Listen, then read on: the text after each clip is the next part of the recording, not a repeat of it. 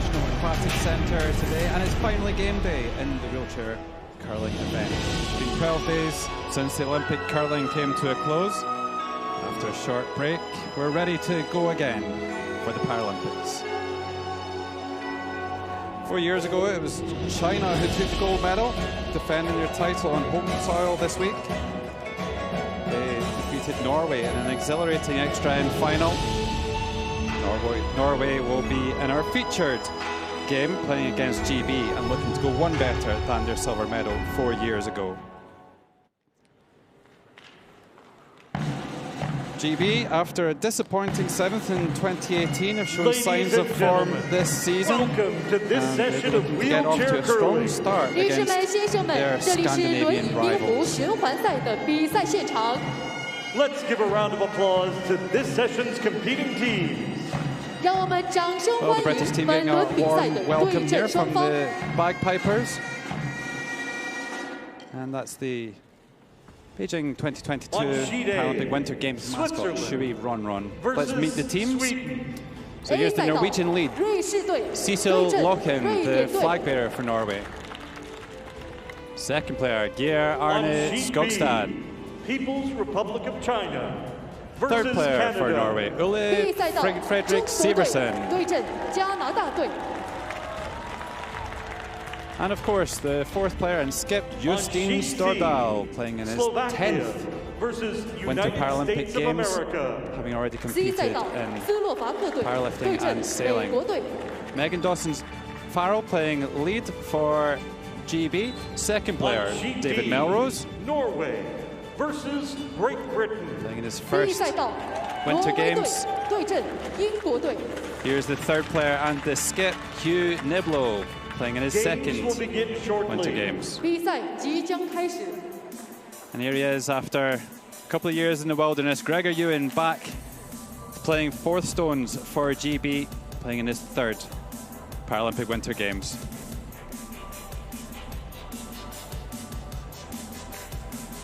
So the nerves are palpable out there in the National Aquatic Centre. Sure, the team's absolutely desperate to get the games underway here. It's been a long wait, but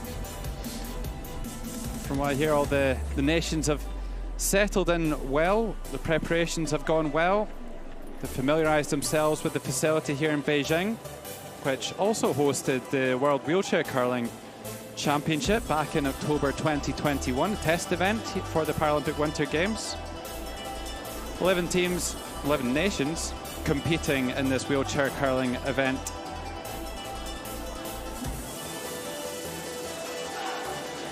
Games will begin in 1 minute. Wheels may be cooled. Good luck and good curling. 1 分钟后， the 比 Norwegian 赛将 lineup. They'll 正 be 式 playing 开 the red 始。 stones. 运动员可以给车轮降温， And 同时 they will be 预祝各位 starting 运 the 动 game 员 by 取得好 virtue 成 of 绩。 the last stone draws at the end of the pre-game practices. GB doing a slightly better job with their draws than Norway did. GB will be playing the yellow stones. And Megan Dawson-Farrell will get us underway shortly here for this Paralympic Winter Games, the 13th edition of the event. Curling's been present, wheelchair curling's been present since 2006. We've only had 2 nations that have picked up the gold medal. Canada scooping the top prize on the first 3 occasions in 2006, 2010 and 2014. They only got the bronze 4 years ago. It was China who took the gold. But Norway and GB here, no stranger to picking up medals. This Norwegian team, of course, making the final 4 years ago. Cecil Lochen was there, the 52-year-old.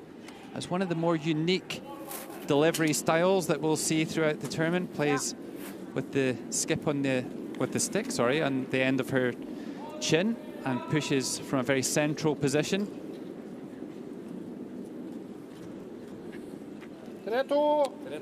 And Norway just throwing one into the house, of course. All the nations had pre-competition practices on Thursday and Friday where they were allowed an hour on the ice, just trying to get a feel for the facility, for the ice conditions, trying to understand any little nuances in the stones. So here we go, Megan Dawson-Farrell with the yellow stones for GB. Getting us underway here.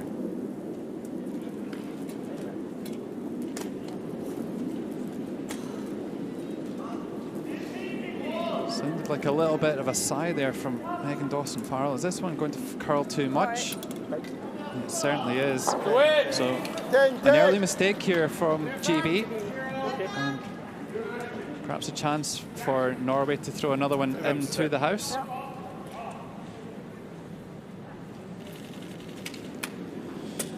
Justine Stordal there, starting to skip for this Norwegian team, of course, previously led by Rune Lorentzen, the Norwegian curling legend.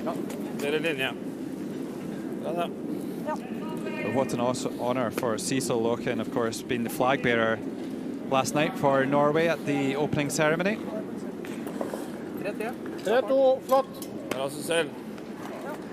And she's made a very strong start here. Good fart, good start. Two nice draws into the house. So GB already on the back foot slightly here. And they'll look for another takeout here from Megan Dawson-Farrell, also known as Penguin or Woody.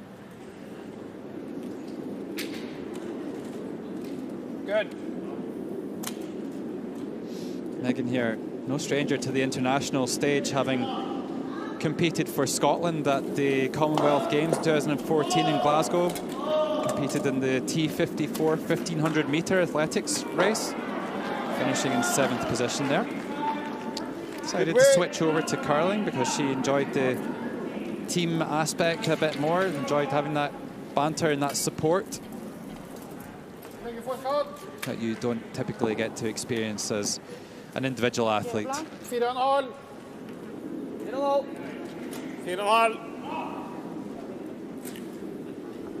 4,5.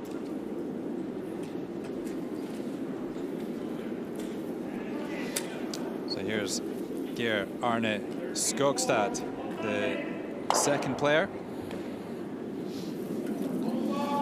Actually previously competed in para hockey, picking up the silver medal back in 2002, Salt Lake City in the para hockey, and was 2004 world champ in Ormskoldsvik in Sweden.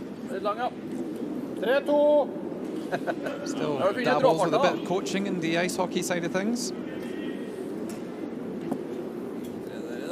He's been curling for quite some time now. 2003, he first traded the hockey ice for the curling ice. Norway making a strong start here. Typically known as slow starters in international tournaments. 975. 4 years ago in Pyeongchang, they started with 3 losses and then pretty much ran the table, but bar one other loss to qualify for the semi-finals and ultimately pick up the silver medal. One more. Front your chair to the right. Good. Front to the right. Yeah. So the team just helping David Melrose to get him lined up.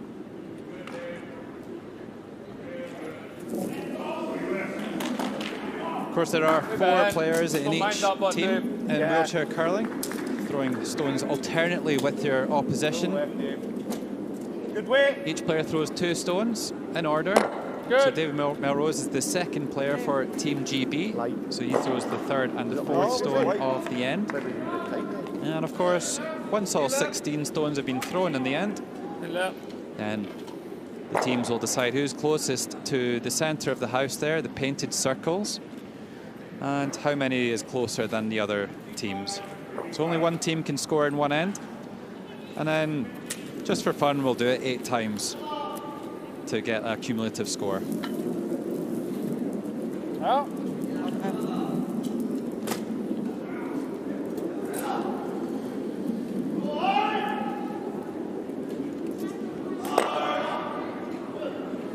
So Geir Arne Skogstad just getting rid of that wide yellow stone. 975. It's quite typical tactics early in a game, early in a tournament as well, to have the play kind of in the house. There's a little bit less risk involved and allows the teams to settle in. Front right, Dave. Wee bitty. Just playing slightly easier shots than if there was lots of stones and guards out front. We have to play more difficult shots and create more misses. Right, all the way down.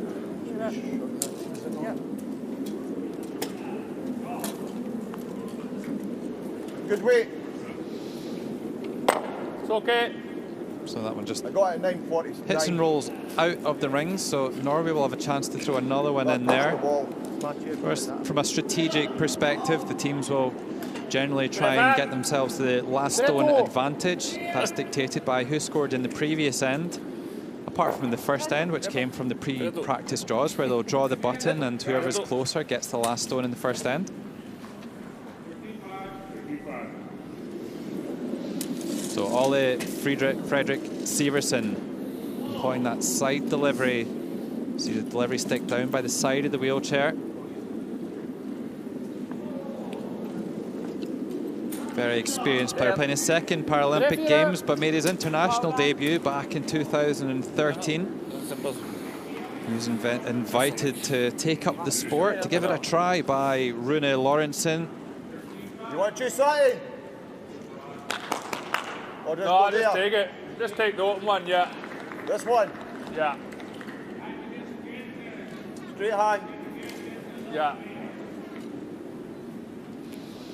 You can see the clock's ticking away in the background there. So that's thinking time, as we talk about. So it's the time between when your opposition stone comes to rest and you then send your stone on its way.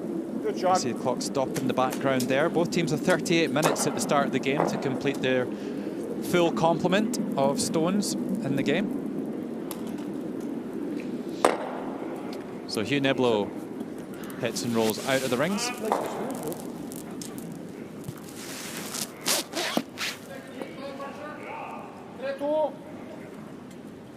Ja.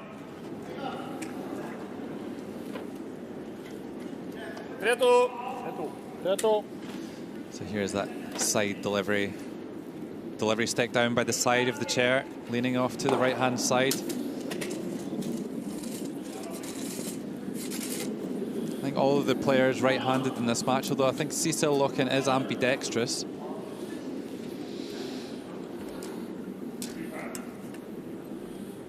This one looking a little bit shy of pace here. Of course, one of the main differences between the Olympic format of curling and wheelchair curling is that there are no sweepers. Of course, if there were sweepers there, then maybe they could have dragged that into being a scoring position, touching the house. But wheelchair curling, wheelchair curlers don't have that benefit. Control shot. They really are terrifically accurate, though, without that Good light to me. buffer, having the sweepers there to try and move it into position. There. Good shot. Nice nose hit takeout there by GB, really punishing Norway for that previous mistake. 9:14. And lying shot position here in the first end. Better weight than your first end. 8-4. Alright. Yep. Ja, du. Lille. I'll probably have to do well. Hei. Hei, Gregor. Play shot. Hei, sier Gregor.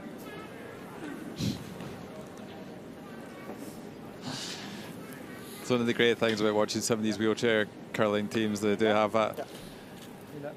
I think that with them being a little bit older, a little bit more experienced in life, you tend to see them having a bit more banter out on the ice than some of the Olympic kind of more professional teams.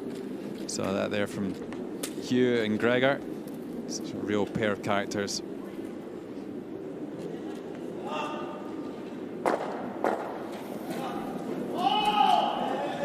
So Justin Stordal, 10th Paralympic Winter Games, won his first silver medal 4 years ago, and he's spoken about how great it would be to go one better this time around.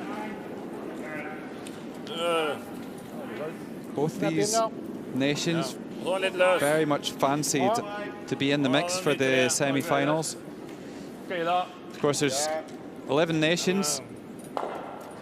They will all play each other to determine a top 4, which will qualify for the semi-finals, with the first position playing the 4th position and the second playing the 3rd in the semi-finals and going for the medals.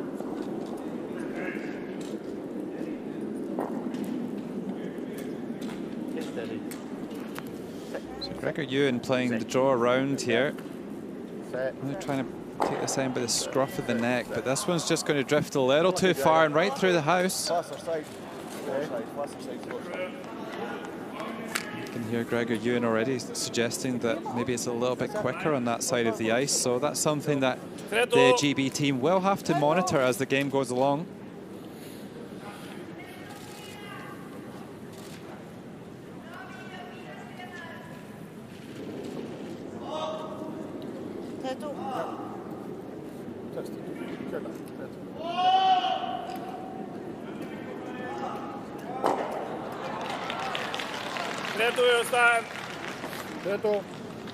Justin Stordal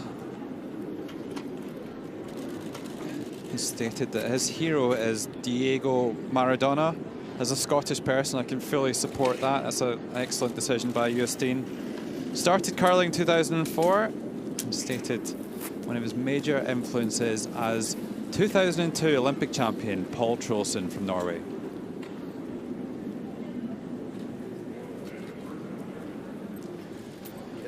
So both teams trying to make this draw around the centre guard. This one looks like it's just going to creep into the front of the house and into a scoring position.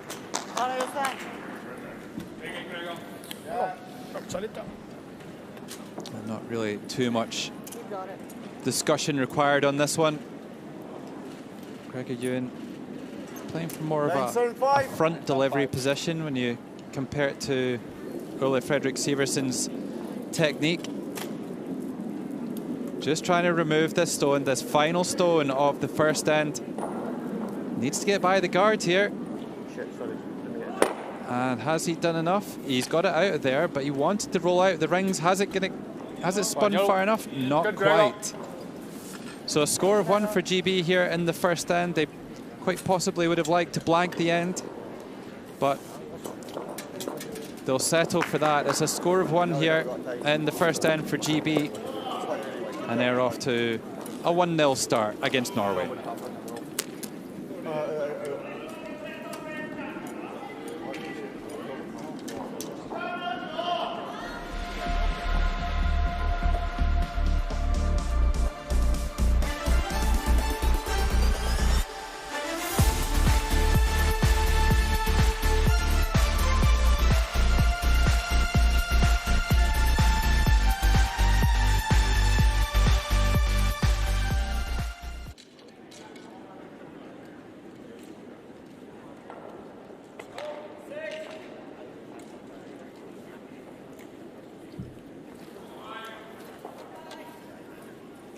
So that score of 1 in the first end for Great Britain, utilising the final stone to get a point on the board.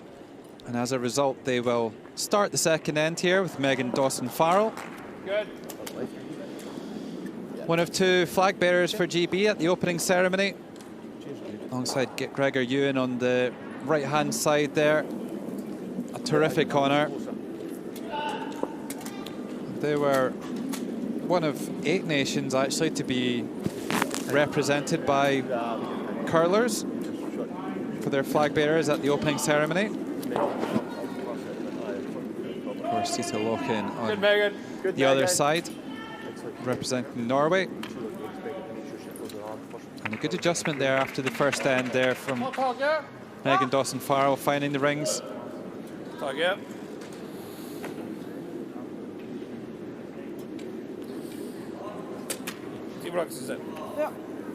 So here's that unique technique from Cecile Locken, playing from the chin, very square onto the target, using her full body to launch the stone on its way, trying to play the takeout here.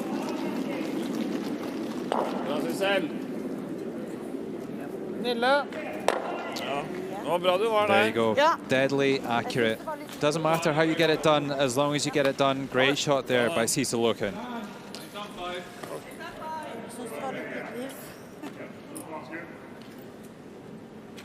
Right, you do the brush me again. I can do this.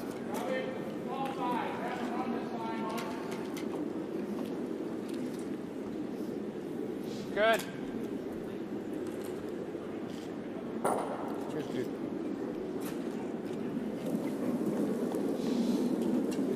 Those orange cues, the delivery sticks used by Great Britain. They can't be longer than 8 feet in length. Good way. Your cue's doing up. Just didn't get that one quite right at all. Yep. This is by probably a couple of stones. There's the bench there. Gary Smith on the right, the birthday boy, celebrating his 53rd birthday today. And 2002 world champion Sheila Swan, the national coach for this GB team.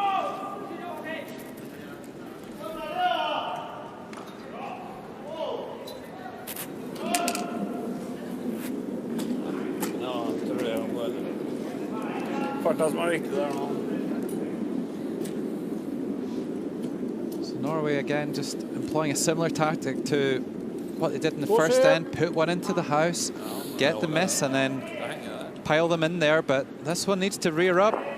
Is it going to stop in time? Oh, just hangs on and nibbles the outside of the 12-foot circle. So it's Mia Sveberg on the left-hand side and the coach, Peter Dahlman. He's actually Swedish, but has been the national coach for the Norwegian wheelchair curling team for a number of years now. Hugely respected in Norway. Good. And clearly very successful, having secured 3 world championships since its inception. And of course that silver medal. A bit of a wobble there from David Melrose. Some nerves showing early here from GB. Right. No rotation on the stone, as you can see. Spun off. Just does enough to get it out of the house. So a bit of a break there for GB. That was a mistake. Keep right hand.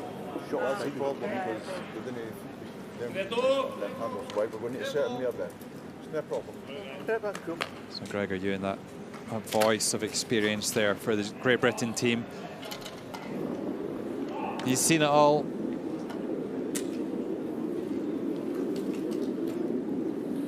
You see a big effort from that Great Britain team to really support each other. All of these wheelchair curling teams talk about it. Just the importance of supporting each other and enabling each other to make the shots, give them that feel-good factor.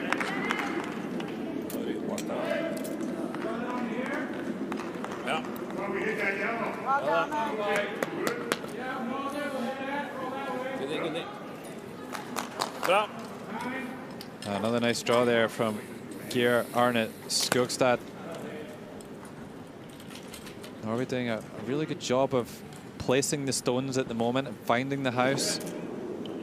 975.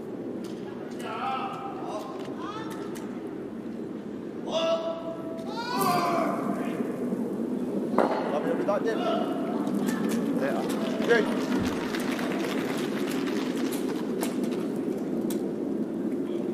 Good way. Dave. 978. So David Melrose hits and rolls out of the rings for GB, leaving that sole red in the house, that red stone at the bottom of the picture, not in a scoring position. It needs to be touching that blue 12-foot circle to be scoring. But all the same, Jostein Stordal is going to ask Geir Arne Skogstad to draw another one into the house, throwing one to the opposite side. This one coming down with a clockwise rotation on it. So you'll see stone run down the middle and start to move from right to left as the speed comes out of it. Yes. Synes jeg egentlig var litt hardere, men It's a little bit shy for weight. Is it going to grip the edge of the house? Just starts to turn away, so a little bit of a let off there from Norway. GB will have a chance to play the takeout on the wing over here. du har jo et sidelengs på.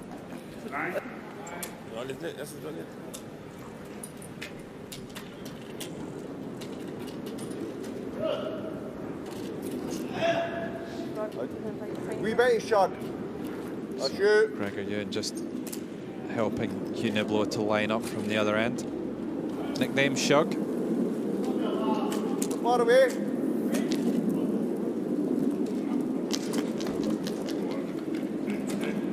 Seems pretty happy with it. Got good rotation on this one.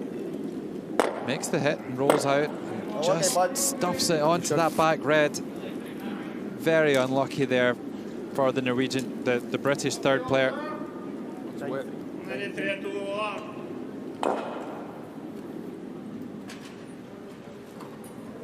you just can't believe his luck there. It was a good throw, but just didn't get the result on that occasion.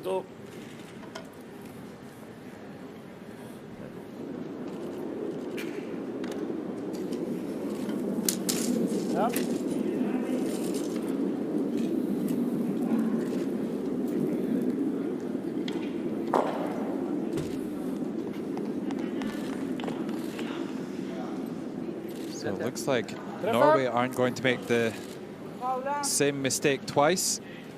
They draw one into the house and capitalize on that error from GB. So Norway lying 2 here, looking good for a multiple score here in the second end. That's exactly what they're looking for with that last stone advantage.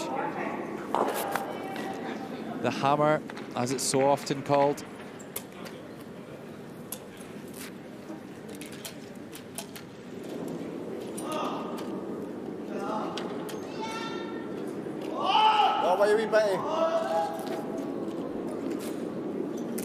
Stone has to be played from between the red strings either side of the centre line there, about 18 inches apart. You'll see them mostly played from the centre line, but you may see them sneak it off to one side or the other just to get a better look if it'll help them to make the shot. Good shot. Good shot. Shot, shot. It's a good shot there by Hugh Niblo.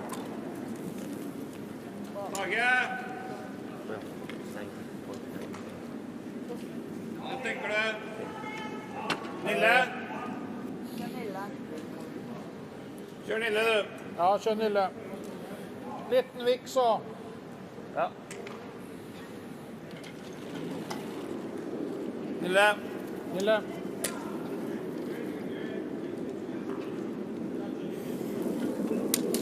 Ja. So just trading takeouts once again here. The trick will be to get this one into the house, the front of Yellowstone just outside, and he doesn't manage to do that. He makes the takeout, just hits slightly on the wrong side. Doesn't manage to push that wide red in either.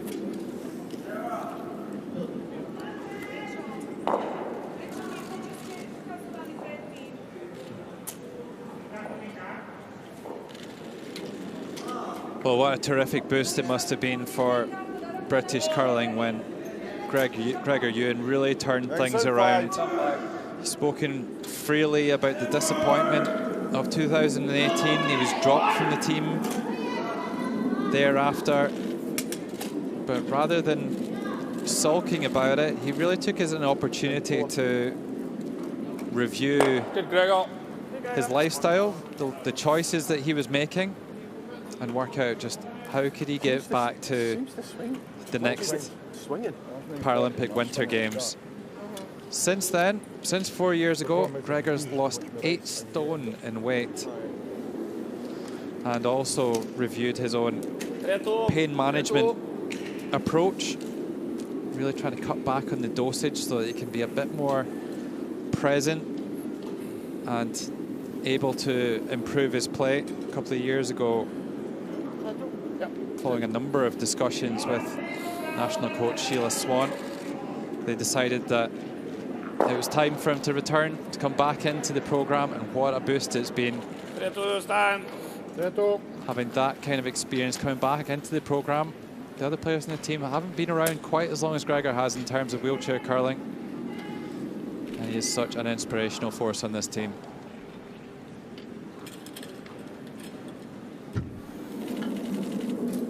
Ja.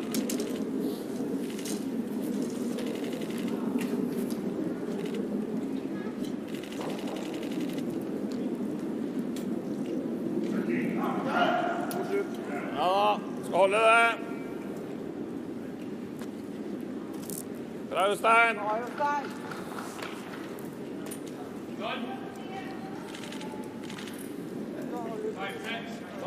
Det var nok litt tregere det sporet der, så.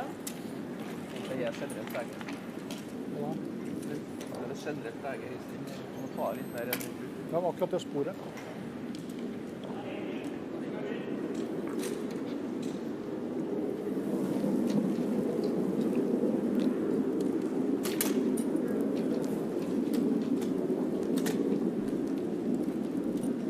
So Gregor Ewing coming around the corner guard here, trying to match that stone from Jostein Stordal.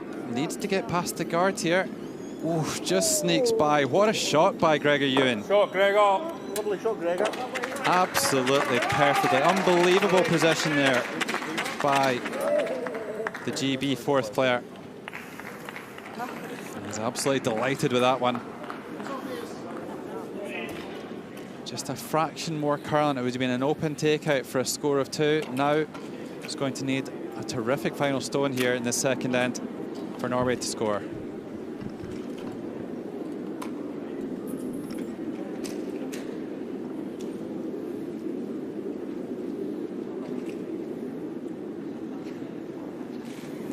So here is the final stone of the second end. Jostein Stordal needs to find the white circle in the house to outcount that great stone there by Gregor Ewing. Following a similar line, so maybe he can use that yellow stone as backing. Well, you know, if he scored 2 out of that, that's an unbelievable stone there by the Norwegian fourth player. He might well have, certainly one. Hugh Niblo going for another look. I think we're going to get a measure here. Does look like red from this angle, but the camera, of course, right over the middle of the house. So it's difficult to be absolutely sure about that. So the umpire is going to come out and measure. The brush is laid down there just to make sure that nobody removes any of the stones before it has been measured. Norway already guaranteed a score of 1, but will it be 2?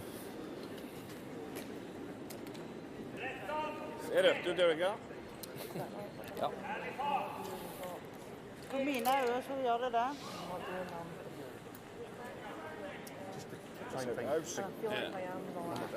Definitely one. That we can take away. So a little bit of tidying up to be done here. Just those 2 stones just beside Ole Severson there. That's just a fabulous shot there. A little bit of space between the frees, chips it off to the side. He really couldn't have hit that any better.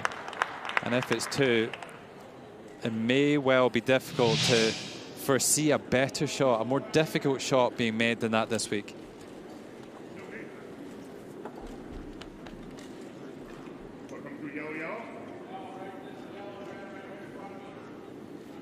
So the umpire just using this pressure gauge, secured in the pin in the middle of the button.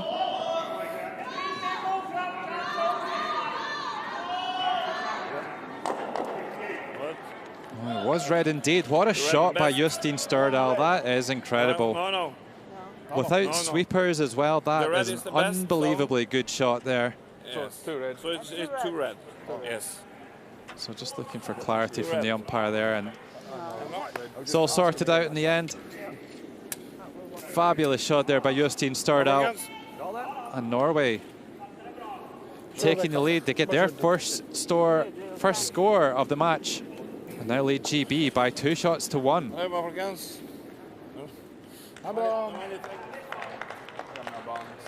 looks good, take it short out of the way and hus.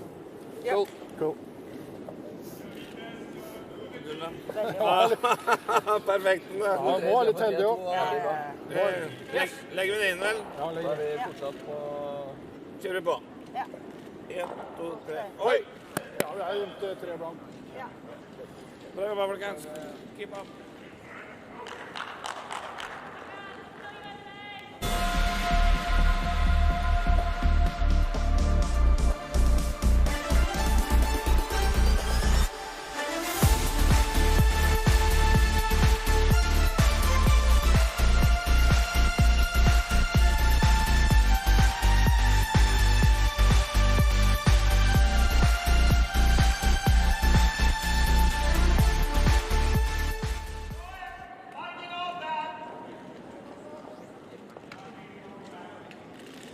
So score 2 in the second end for Norway, the reigning Paralympic silver medalists. Known to be slow starters in international tournaments, but certainly not showing any signs of rust here. They really have had the upper hand so far. They've dominated both the first 2 ends.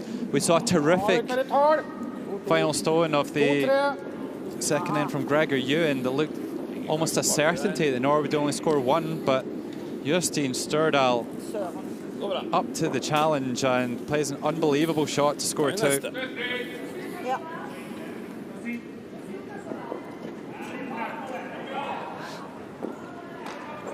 Come on, Megan. Concentrate on it. 2, 3. Front left. Just a wee bit. Front left. Good. Yep.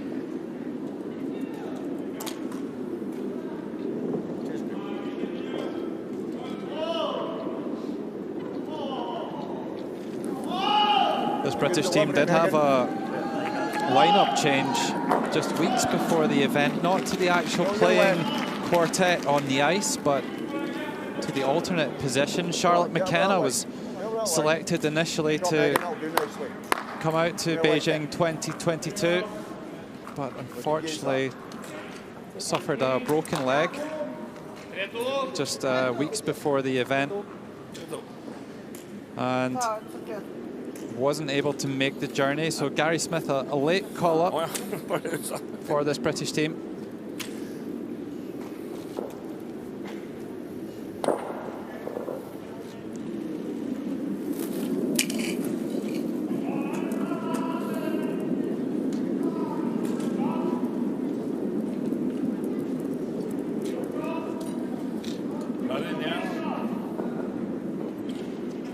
Ja.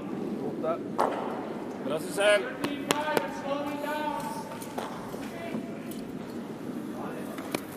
Lovely draw around there by Cecil Lokan. Yep. We're seeing GB with a slight change of tactics here, perhaps planning to play a little bit more offensively now. They threw up a centre guard with their first stone. Same again, Megan. Eyes on the brush.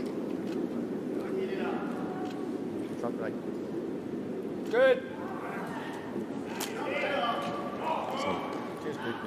The nod of approval applied from Hugh Niblo at the other end to indicate that Megan Dawson-Farrell is well lined up. Those GTX heads on the top of the delivery sticks actually apply the rotation for the player, so they can play the same. They can throw it, make exactly the same throw depending on what handle that they're throwing. They don't have to twist the stone in any way. That's all done by the head itself.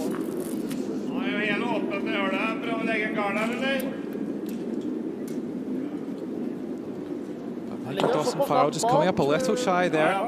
Doesn't make the come around. She's not quite settled into this game yet here on day 1.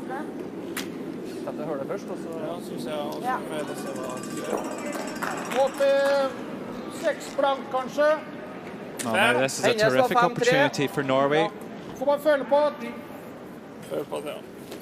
We're seeing Geir Arne Skogstad that rush right over to the right-hand side. We spoke about that 18 inches between the red lines, and using the full width here, getting right over to the right-hand side just to make this draw a little bit easier.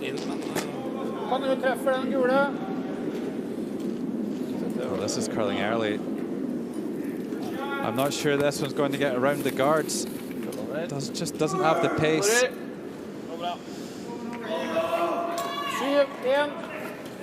So the centre of the sheet really getting blocked up now, which will be a concern for GB. They would prefer to have a clearer path into the middle of the rings with their final stone at the end, and that's very much blocked at the moment by that debris out front.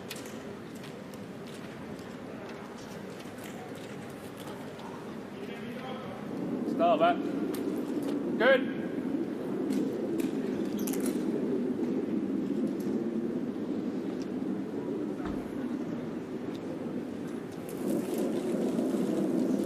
Good line. Strict 3/4 rotation. So a good rotation here from David Melrose. Actually going for the straight run back here as he got the other one. That's 994. unlucky there for David Melrose. Just replaces the guard and doesn't remove the one in the house either. So it's another chance here for Norway to come around these centre guards.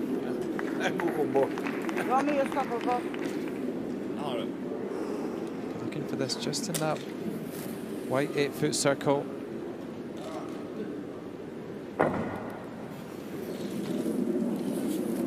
Ja, bedre. Det ser mye bedre ut.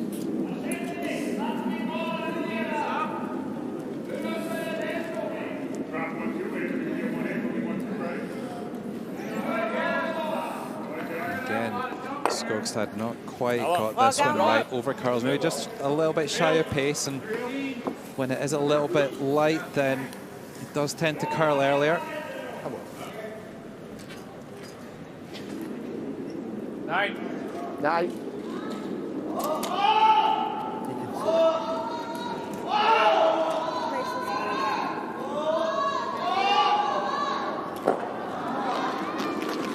Good.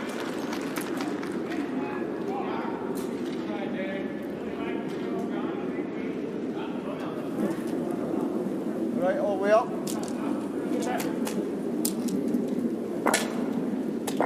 Open the door. Come on. Open the freaking door. 9:30. Oh, GB just not quite on top of things yet here. Very slow start from the British team.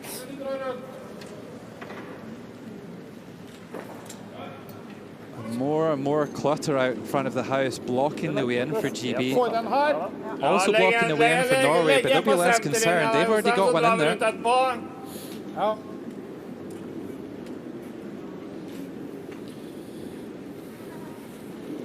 Fem blank.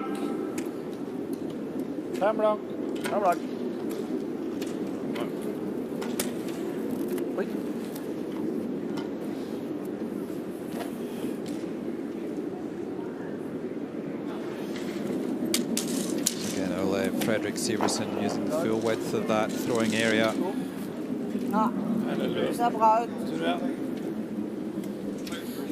Just trying to block things up.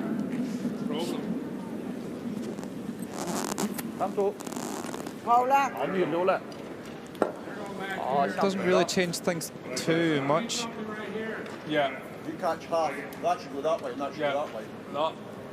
13, 13 half. 13. The British team do throw in a slightly different order in terms of, you would normally see the skip, or certainly traditionally you would see the skip throwing the last 2 stones. That's not always the case, and it doesn't really matter too much. But you see Hugh Niblo here, he's the skip, but throws the 3rd stones rather than the last 2 as they would traditionally. And that's just down to setting up this team in a way that they think they can perform best. They think Hugh Niblo is maybe the best skip, the best tactician, and they need him down the other end, whereas you've got that experience of Gregor Ewan, and they believe that he's the guy who's going to be able to make the shots under pressure to win the game. And we certainly saw a fantastic draw in the last end by Gregor Ewan to back that up. Keep an eye on that elbow. 8:30. Play and pop out. Ja. So Norway will just continue to try and block up the centre of the sheet there. Looking for a guard just in close to the centre line, running straight up the middle of the sheet there.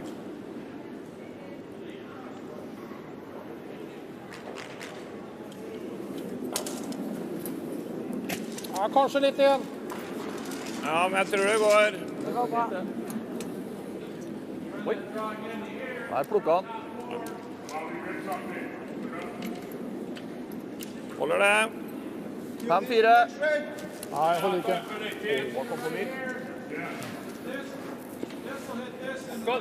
Ja, inn nå da, eller? Ja, man var der da. Jeg klarer ikke å gå i hullet. Probably about 10 and a half.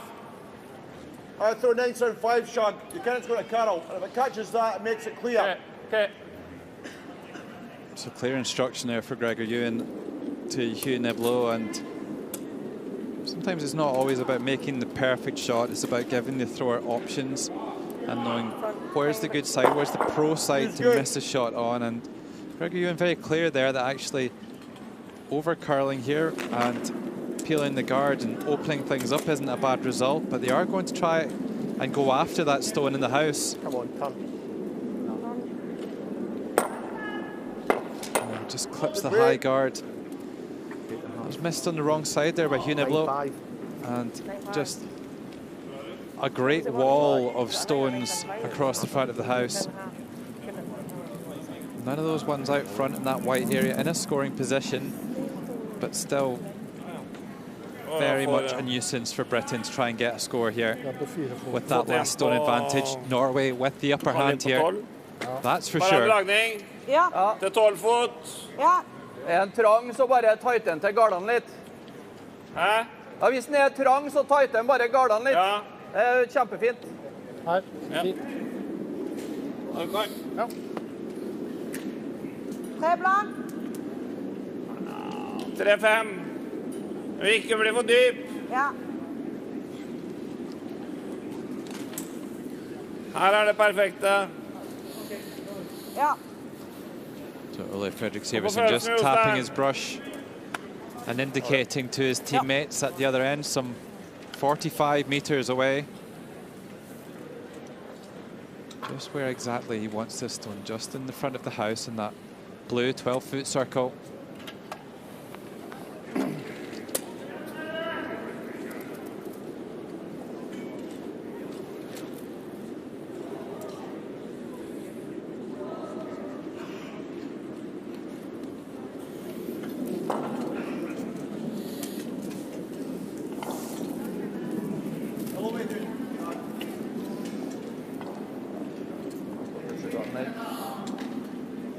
Nå litt tiden, skjønner du. Ja, greit det der. Ja da, 4. Greit det, Jostein. Jeg blir der. So he doesn't quite get around the guard there, but does leave it in a useful position in that it blocks the path down the right-hand side of the sheet. 9. Each of these lanes are called a sheet in curling, and there's 4 of them here in the National Aquatic Centre, 4 games all going on at once.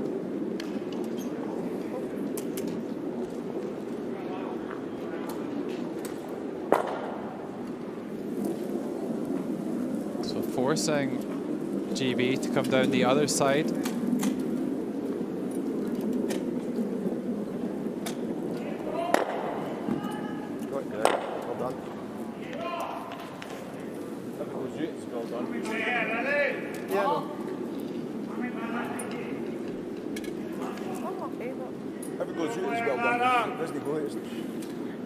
Ikke noe problem å komme hit, eller? So GB going for the run back there, just over curled a fraction, but at least moves it away from the centre of the house a little bit. Great effort there by Gregor Ewan. Jeg tror jeg kan få is der jeg traff.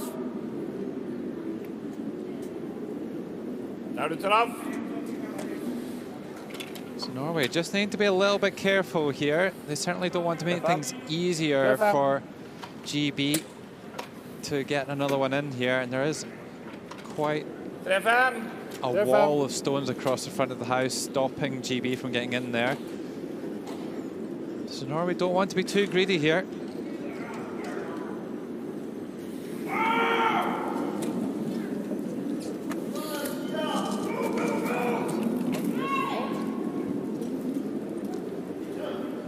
Skal du ta en sånn variant også? Funker det?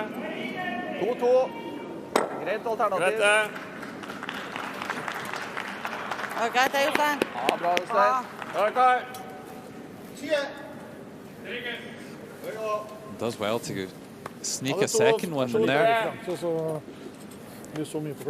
Norway looking utterly dominant here. Det jeg også tenkte når jeg bestemte meg. There is a slight gap between those 2 red stones out in front there. Maybe GB can steer one of their yellow stones between them and and make a takeout on those two red stones. Huge shot here in the context of this game for GB. Gregor Ewan, looks like it's curling early. Is it going to get past the wide guard? It does not, but have they gotten lucky? Well, that one just needs to slow up, and it will not. It goes right through the white 8-foot circle. And it's a steal of 2 here for Norway in the third end. Norway really dominating that end from start to finish and getting their just rewards. High fives all round. Norway, 3 ends played, off to a super start here, leading GB by 4 shots to 1.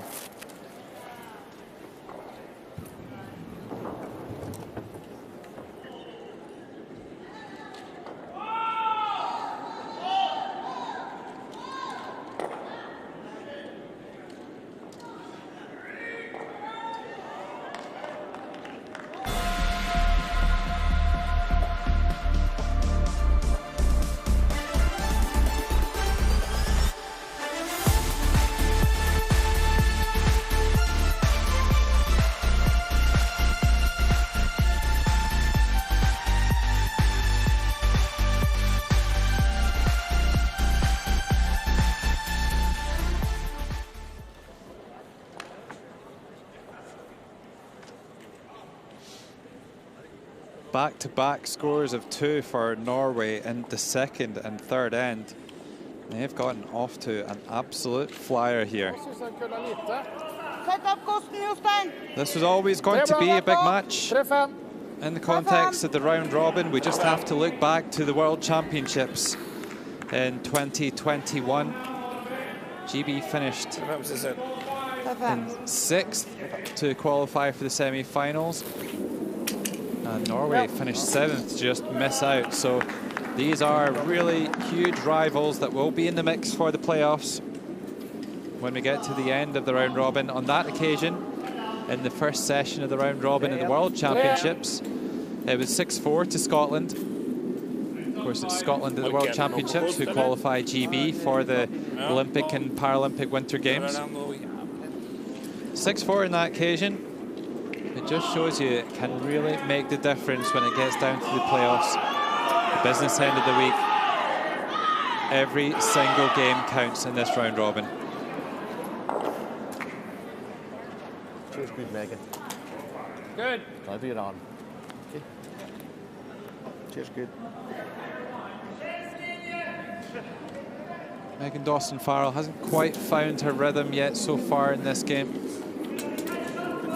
Toilet, there's an able body in it.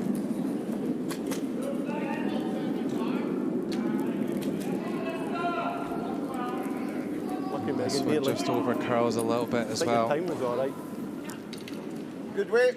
Oh, you get the time, did you? Have to keep the shoulders down enough to drive with my arm. I'm driving, but trying to drive my arm. So lots of technical discussion amongst the British team about whether you're driving with your body or with your arm. It's easy when things aren't quite going to plan to really overanalyze things. Maybe the GB team just needing to trust in their training, their practice, their techniques to get the job done. I'm sure before long, Megan Dawson-Farrell will start to show her class and come into her own in this game. Cecil Loken, though, looking entirely at home, as you would expect. Time after time, just piling the red granite into the house.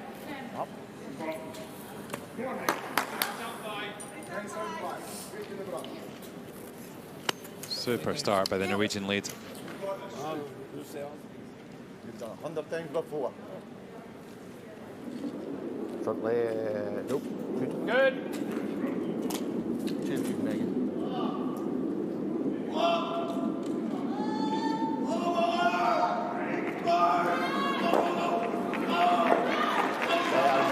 Come on, come on. Well, the British team seem happy with this throw from Megan Dawson-Farrell. 940. There you go, makes the takeout. Good, Megan. Good weight.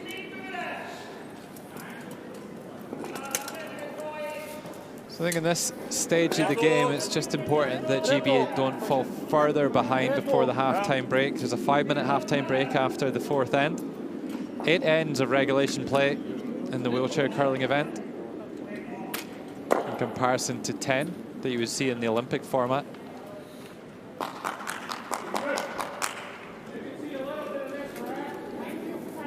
Norway not winning any medals in the men's or the women's event.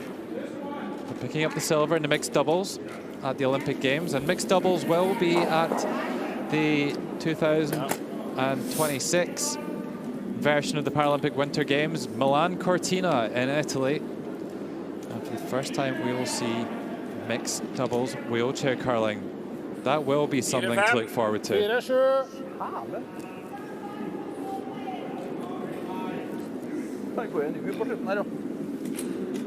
GB, of course, having an extremely successful Olympic Winter Games. It wasn't a great Games for Team GB. They had to wait until the final weekend to secure any medals, and they both came in curling. They came 4th in the mixed doubles.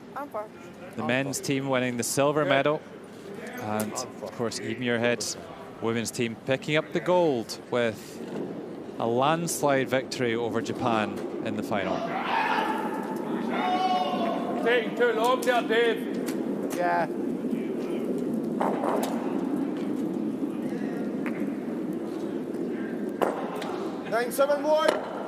So David Melrose just over curling a little bit and catches the guard. Shoulders.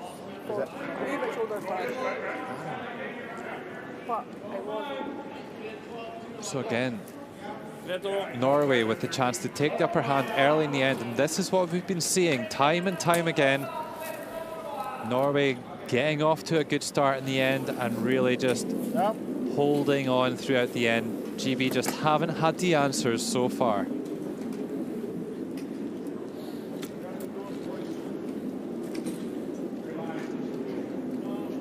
Bra. Bra. Hagane. Han skyter. Ja da. Det går noen steder akkurat i det store nå. Ja. Vi ser hva som skjer nå, men jeg synes Rikard ikke klarer det. So Norway lying 2 now. Men det er med som skal stjele. Ja, ja, men det er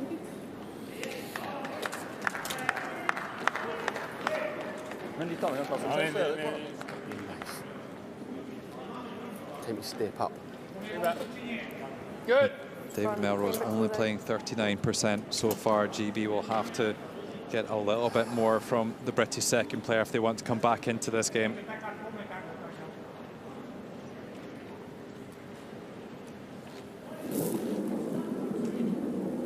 Good.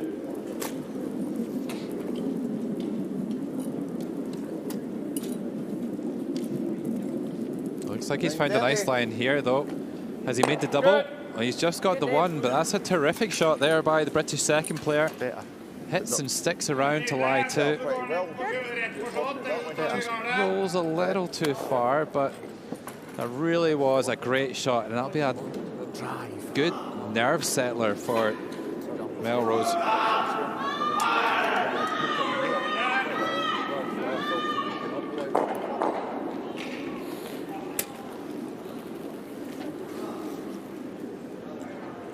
Much better accuracy from Ole Fredrik Severson.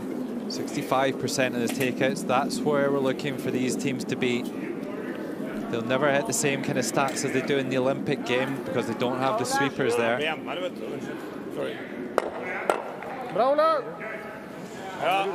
And a good shot to get that yellow stone out of there. Does have to sacrifice his own stone at the back of the house. That was the first question that's been asked of Norway for some time, and Ole Fredrik Severson really had the answers there.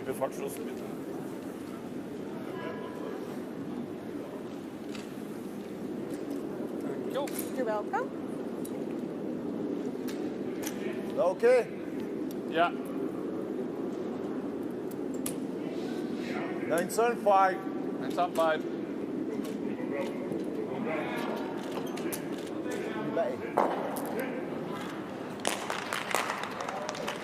Niblo there with the handle just in his left hand, just allowing him to get a little bit more purchase on the throw. Really useful for throwing these takeouts. He's certainly got the speed, but it's going to miss on the inside. Just didn't quite get that one out to the target.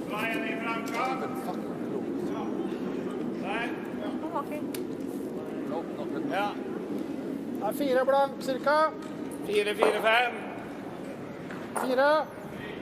Ja.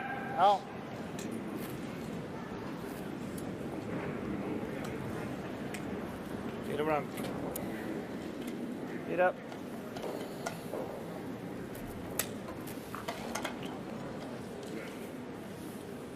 Jævlig mye is, da. Nei.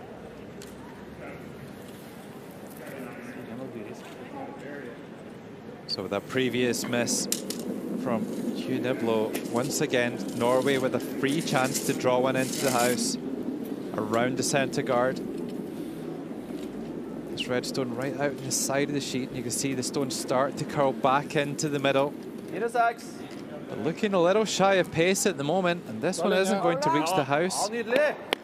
But it does finish as a perfect guard on that red stone in the house. Really well judged there by the Norwegian third player. There. Yeah. Catch it, 10. 9. 9. Nice straight arm.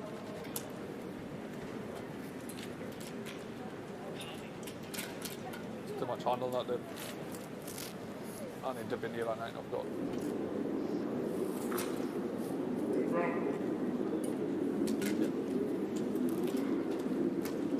Hugh's good.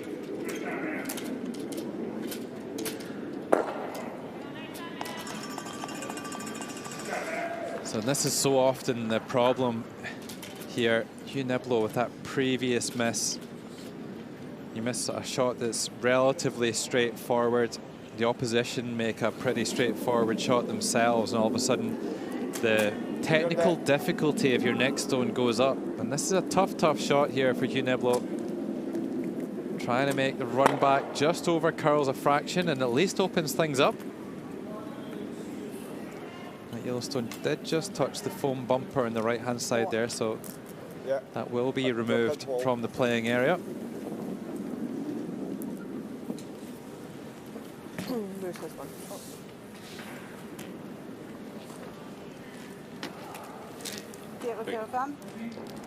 4-5. 4-5 nok greit. Ja. Får vi en fin guard. Ja. Samme fart som meg, eller? Ja.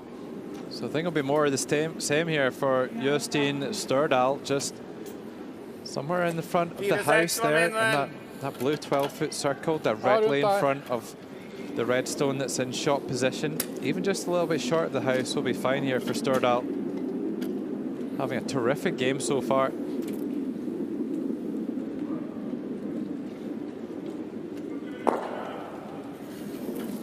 Ja.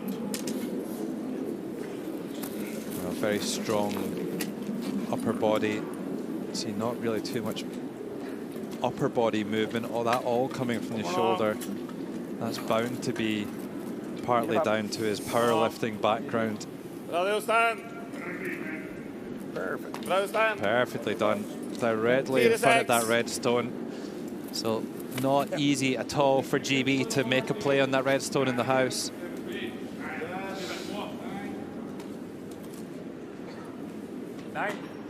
Nine.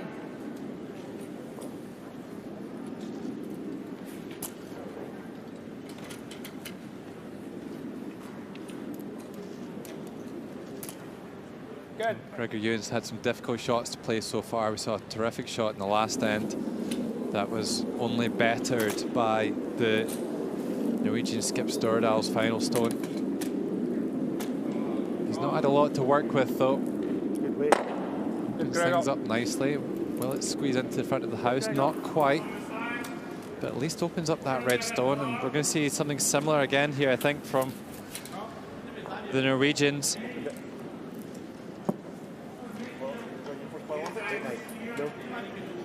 Yeah.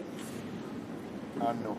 And Looks like they're still out there enjoying themselves, at least the Brits, but they've not had much joy here in this first half. It's been an extremely accomplished first half from the Norwegian side. Prøv samme fart, ja. They've got a good chance to steal here in the fourth end as well, off the back of that steal in the second end.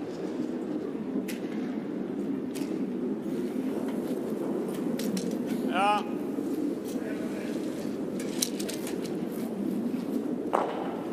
Kanskje litt raskere.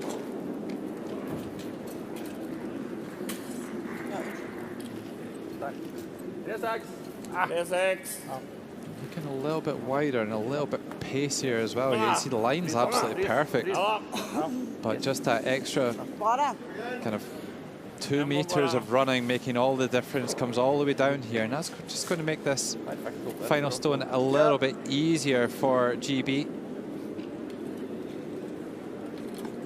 Just off nose. 9. So rather than going for the straight draw here, GB going to try and make a double takeout, essentially. Going to make a takeout in that red stone. Don't necessarily need to move them both. Final stone of the fourth end, Gregor Ewan for GB. Looks like he's got a good line here. This an absolute must-make for GB.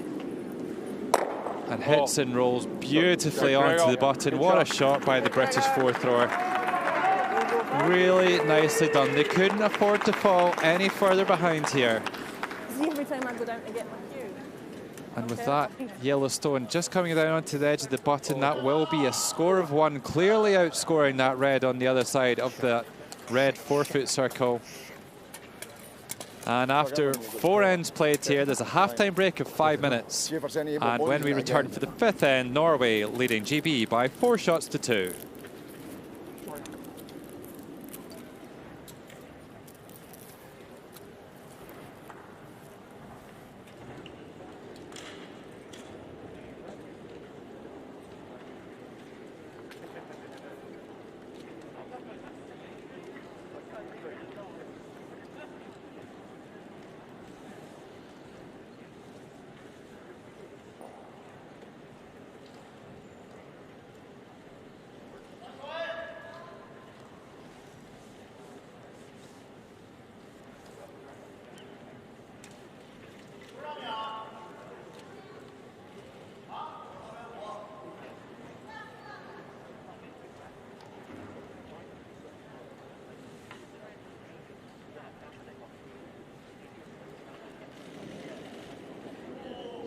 Good to see a few youngsters here in the Ice Cube, the National Aquatics Centre, and watching today. Wonder if we'll see them on the ice in years to come. Perhaps the next Bing Yu Wang, the next Wang Haitao in the crowd.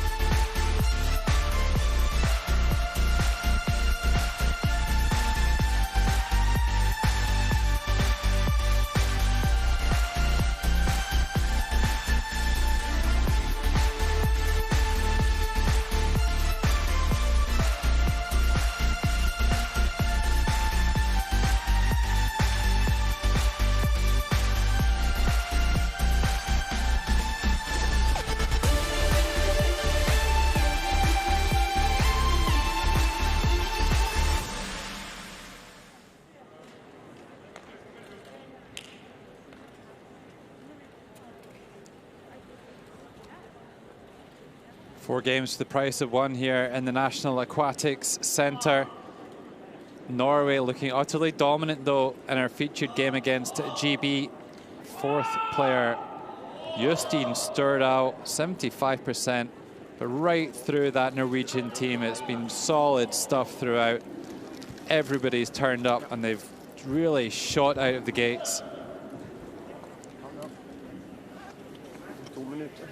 really has been surprised. This Norwegian team known to be slow starters, but no sign of it here in Beijing. They lost their first 3 matches in Pyeongchang 4 years ago. Still made the final. And if they continue to play at this level, who's to say they're not going to go all the way to the final again? Terrific stuff. You see a marked difference in the numbers here, the percentage for Great Britain. None of them really playing at the level that they'll be expecting of themselves. Obviously. But Woodenkamp does still seem good, and there is still 4 ends to turn things around. Head coach Sheila Swan there. Your jobs. Think about the things you're getting play, okay? So whatever your last throws are that you're thinking about, let's make sure we do it, okay? So hands going first, drive down your elbow, commit. Down with the elbow. Yep. Okay. Down with the elbow, commit to it, okay? You know you can make it. Melly? Drive through and keep right through. Yep.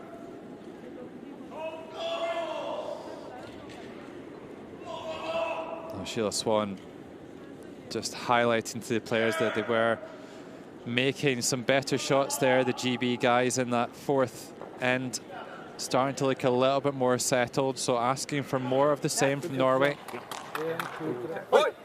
From GB, sorry. But the Norwegian coaching team must be so happy about that first half performance. Imperious stuff. Okay, we don't need to go mad. Worst case scenario, 4-1, okay? But if we get a chance to steal, let's do it, okay? Let's go.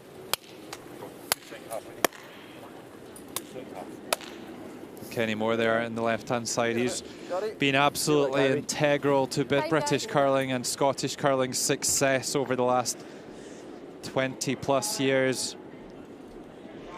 Originally a sports analyst. Came in to support the Rona Martin team, who took the gold medal in Salt Lake City in the Olympics for GB, and has remained a stalwart throughout of the British curling program.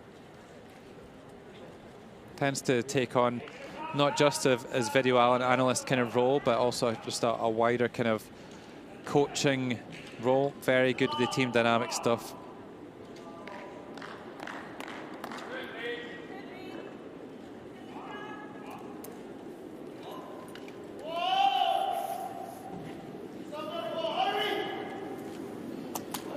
So here we go, Megan Dawson-Farr ready to get the second half underway here. Looking to put some of those shots in the first half behind her, but signs of a resurgence from GB. Gregor Ewan playing a terrific shot with his final stone in the 4th to get the score and narrow the deficit to 2.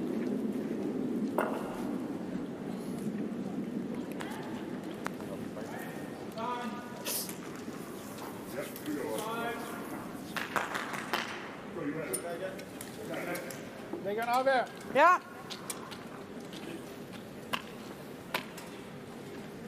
Samme fart som tidligere, 3-2. Ja. 3-2 seg. 3-2.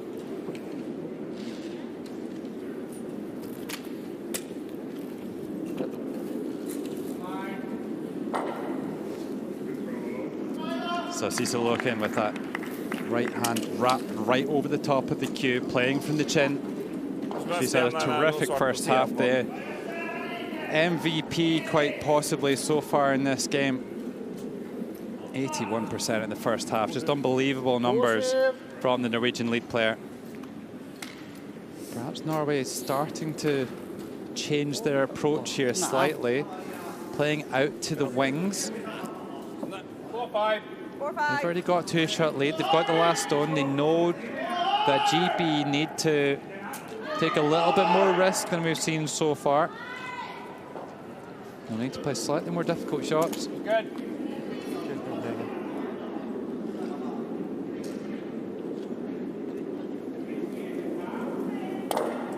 Good. Good.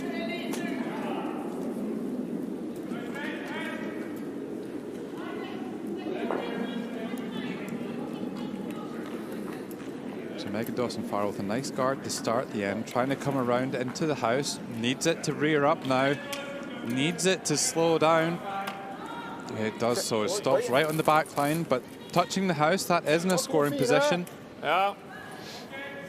Of course, anything outside of those painted circles, they are in play, but not in a scoring position. 3-2, 3 blank. Ja.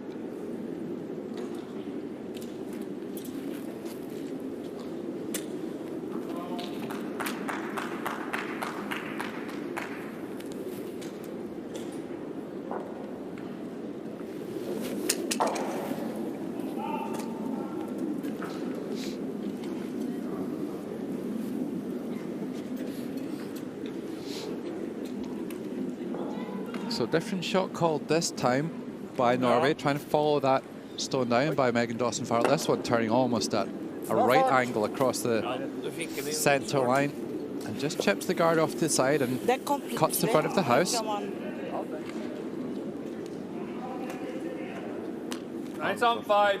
975. I'm first. I'm first.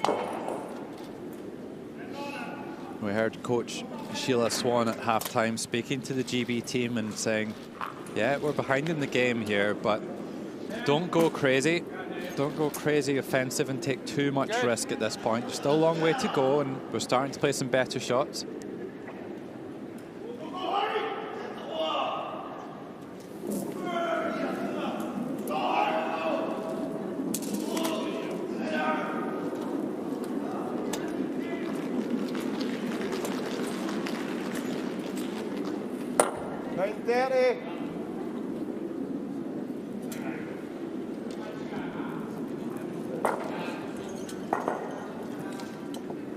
Just gets enough of that red stone to slide it out the side of the house. David Melrose, the British second player. Ja, 3 blank, ja. 3 blank. 3 blank. 3 blank.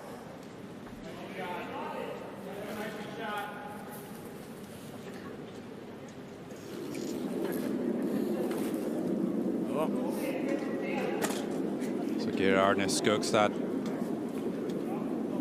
trying the same draw that we've seen a couple of times. Trying to come around the guard. Looking pretty good for speed. How's the line though? Is it past the guard? Just clicks it. Great attempt there by Skogstad and gets into shot position here for Norway.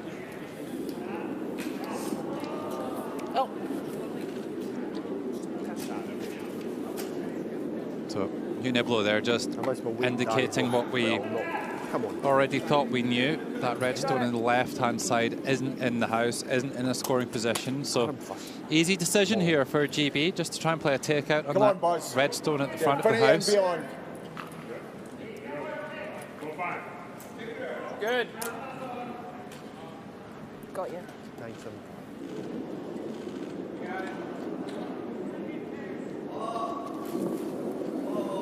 It's a good line. Fuck off. Should be all right. 945. Good weight, Dave. Good, Dave. Looked like a pretty good throw, perhaps a little bit unfortunate to jam on that wide red stone that was outside of the house. Can't believe his luck. And Norway with an unexpected opportunity here to lie to.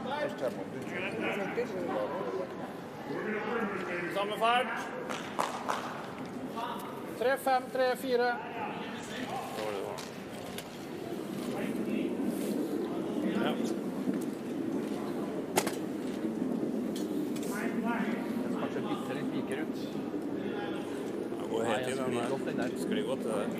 So that's really the same draw again here for Skogstad, looking to make the slight adjustment to get around the guard. Oh, it's like a carbon copy. Just over curls a fraction, just clicks the guard, but still good enough to lie to. Both of those red stones out counting that yellow stone at the back of the house, halfway through the end. 4 stones to come each.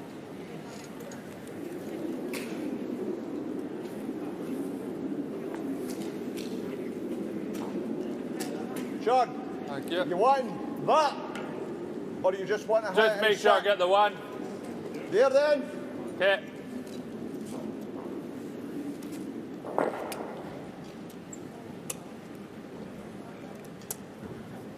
And some 5.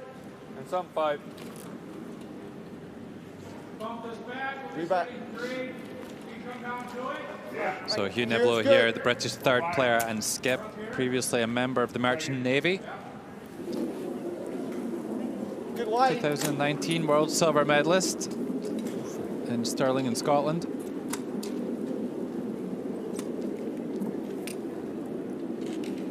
Oh, he's going for the double takeout here. Has he done enough?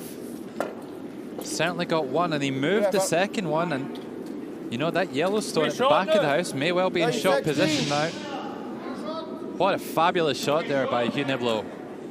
Just chips in enough to get it away and leave that Yellowstone at the back of the house there, lying in shot position. Great shot there by Niblo.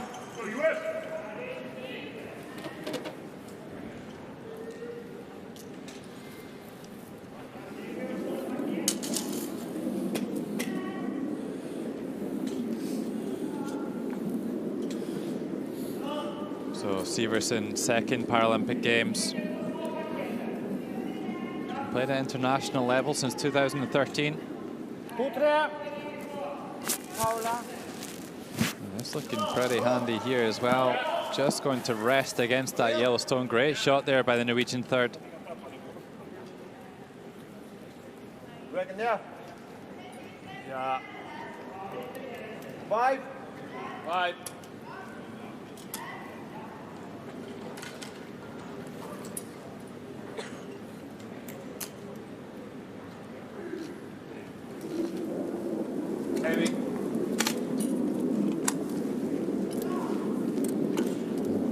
Niblo indicating he thinks he's given this a little bit too much juice. But the line looks good, so I wonder if this will get down onto the back one. Well, the way it looks pretty good to me, right down onto the tee line. That's a fabulous couple of stones there from Hugh Niblo. Round the guard and out counting both of those red stones.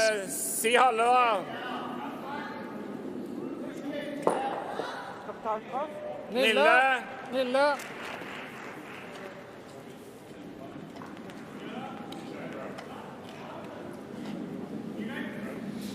Severson was the second player back in 2018. Moving up the position, Stordal as well, moving up from third to skip. Rune Lorentzen, of course, the legend that is Rune Lorentzen, the Norwegian skip, retired after 2018. Both these players moving up in position. Skogstad slotting in at second. Luken was there in 2018 as well.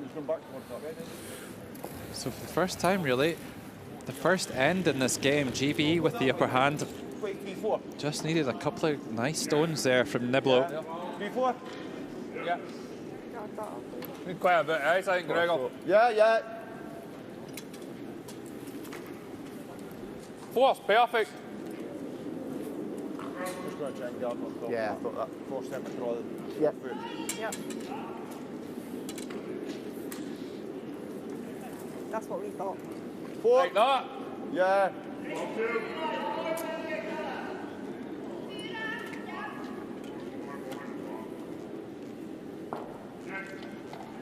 4. We back, Gregor. Yeah. So he's got his delivery stick pointing straight at Hugh Niblo's brush at the other end. The aiming point. Come on, trying to come into the house right around the outside of the guard. And this one looks like it's got some running on it. Well, they would have liked to throw the guard here. It doesn't look like it's going to do that, but they may well get second prize and lie in second shot position. That could be a useful one there for GB. A little bit of extra insurance there at the back of the house as it just sneaks on by their shot stone.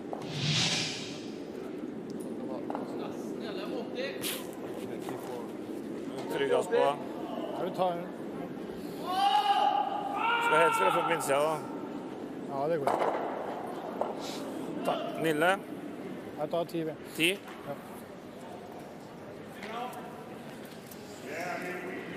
So this shot, hardly a formality here for Norway. That red stone at the top of, at the front of the house there, kind of protecting this yellow stone. It does mean that Norway will maybe just have to cut the weight a little bit. And that just makes it a little bit more tricky. Keep on. They'll need to try and bend it around that red stone, let it curl around it to make the takeout. Ja. Tage. We've seen him making pretty much everything that's come his way so far in this game.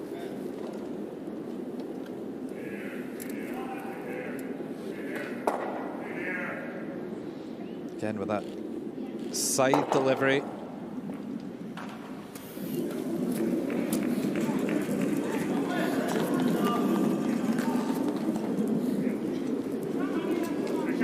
So how's this one looking for Jostein Stordal? Needs to get around the guard first of all. He's going over curl and chips that red stone into the house and rolls to the bumpers. So that red just sneaks into the white 8-foot circle to lie in second shot position. So that does improve things slightly for Norway. 1, 2, 3, just no. Take that, force the 1. Well, one of the things that Sheila Swan said at half-time, forcing a 1's not a bad result here, guys, in the 5th end. Like that. Looks like they're listening to their coach, and they're going to try and make a takeout on that red stone to lie 2, possibly 3 if they stick around. 975. 975.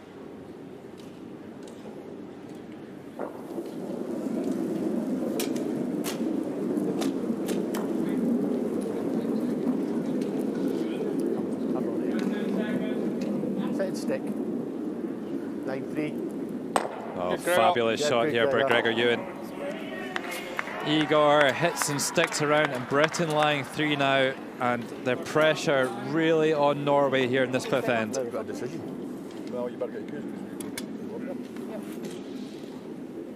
Looks like it'll be a takeout on that yellow stone, just on the right-hand side of the 4-foot red circle, closest to the button. Needs to be ever so accurate here for Norway to score. 8. 8. Ja, det er mye spotte. 8. Ikke 8, nei. 8-8. 9-8-8. Ja. Holder du garnet? Ja.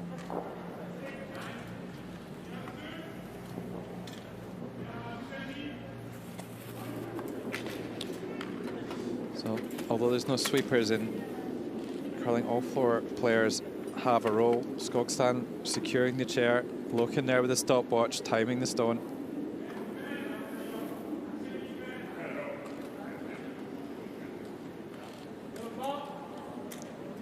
So this is the final stone of the 5th end, and it is a huge one here. Norway with a super first half, not wanting to open the door to GB here.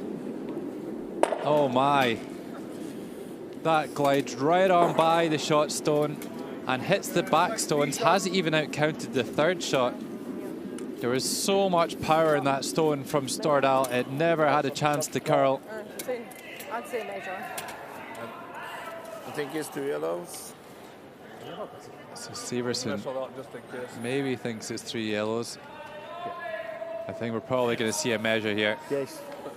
Severson just needs to be careful not to touch the yellow British stone, very close to it.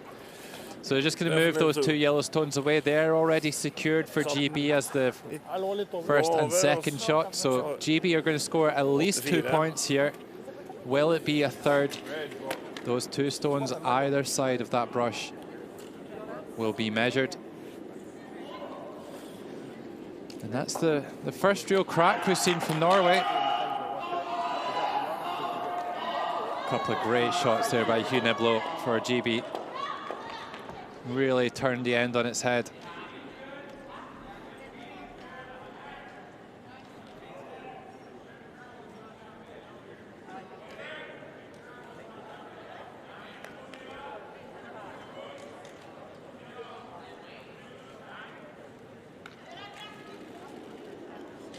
So here comes the measure once more.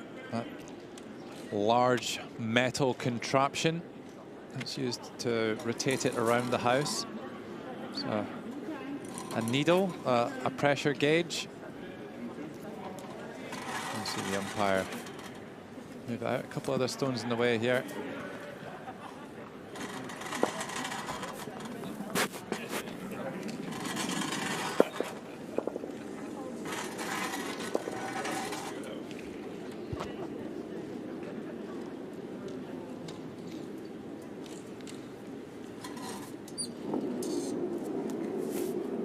Just tightening the needle up there. We see the gauge go around to about 3, and onto this red one. So the red one's closer. Spins past the 3rd mark on the dial.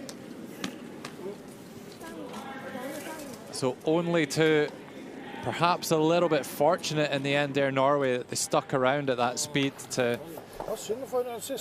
outcount the next best Yellowstone. But that's a great start to the second half for GB, exactly what they needed after a poor first half. And after 5 ends, it's a tied game.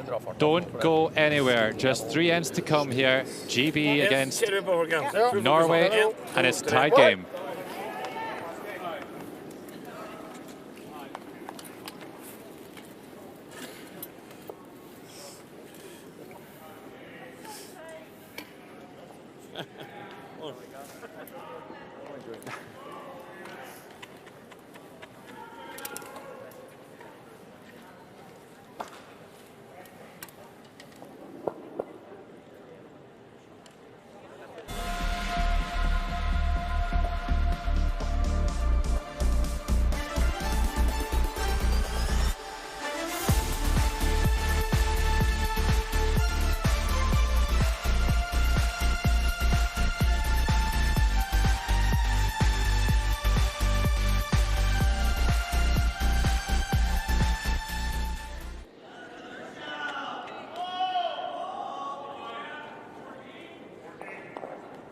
Well, a good couple of ends from GB.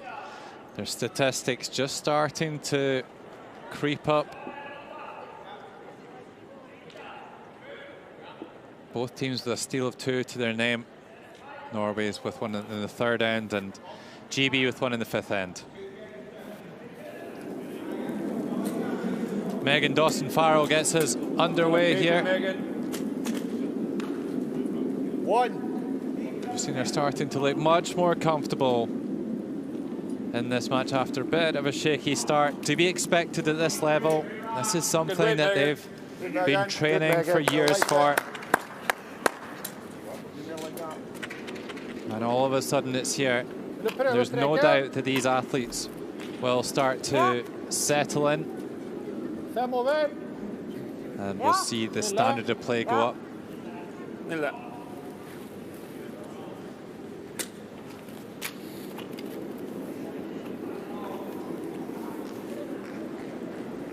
In the GB camp looking a little bit more relaxed in the background there as well. I wonder how much that's playing into the improvement in the shot execution.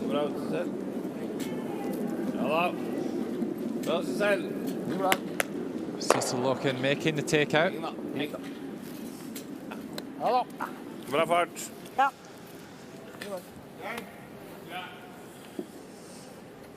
Åtte, 9. Bra da.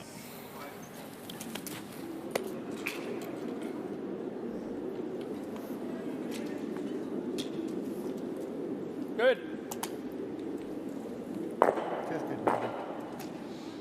So Cecil Loken in the background there with her stopwatch, not just timing the Norwegian stones, but also timing the GB stones, and they will time the running of the stone between the 2 red hog lines. The second one you're about to see now, that's the line that stone needs to get over to be considered in play. If this stone stopped on that red line, it would be removed. So by taking that time, they can work out the speed of the stone, how fast the ice is, how hard they have to throw future stones. They can monitor the speed of the ice, which may change as the game goes on.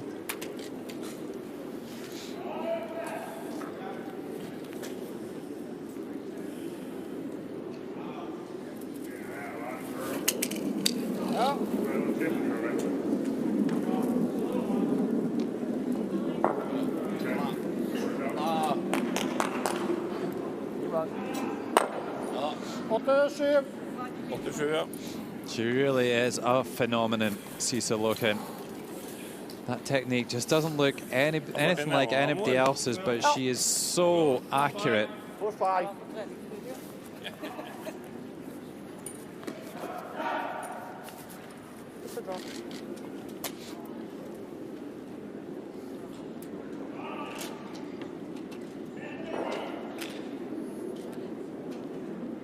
So David Melrose, also known as Melly,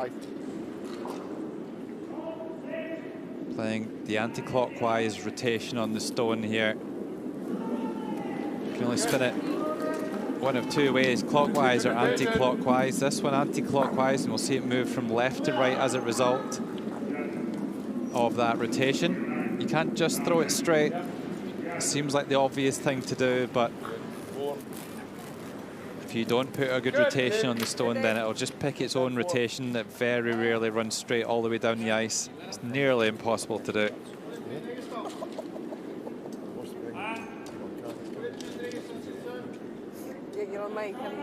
Skogstad just slightly outplaying David Melrose this far.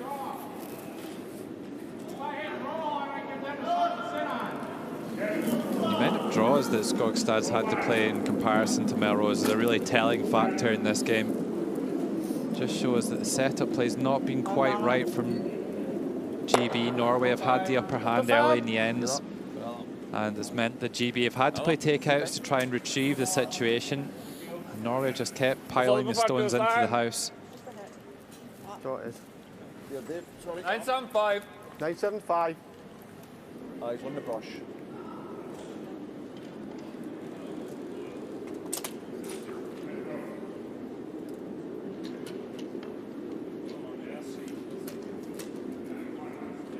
Bet.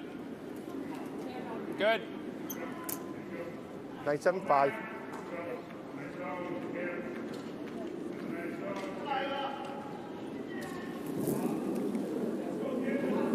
Good.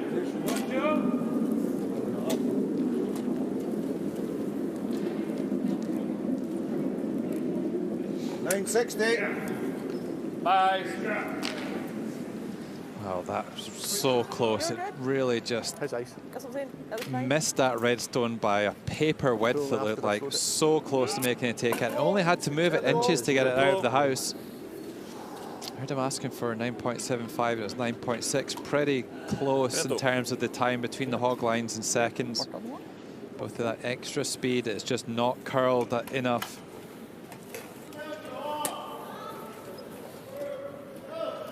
So Norway back in the driving seat once more here.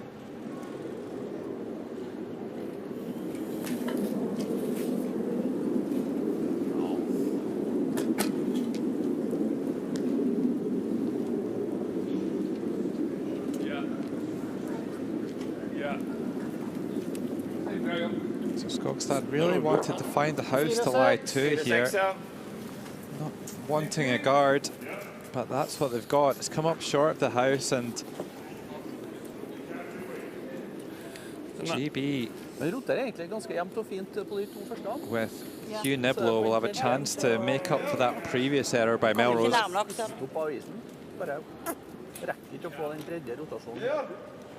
because I'll probably be heavier than Niall.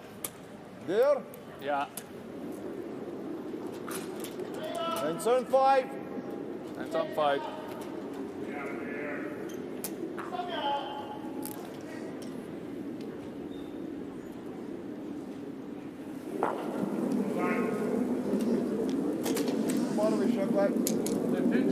Well, we've seen Hugh Niblo moving through the gears. Two fabulous shots in the fifth end to really tee them up. Does enough to just chip it out there. A little bit heavier for weight than they were looking for. The stone running faster down the ice and not curling enough to stick around. Again, look at the difference in the number of draws and takeouts. That's the way the game's been, though. It's been Norway piling the stones into the house. GB not being accurate enough with the takeouts. But that all being said, it's still a tied game here. 4 points each through 5 ends.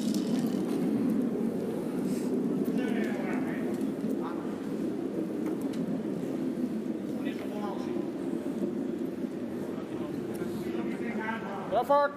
3-2.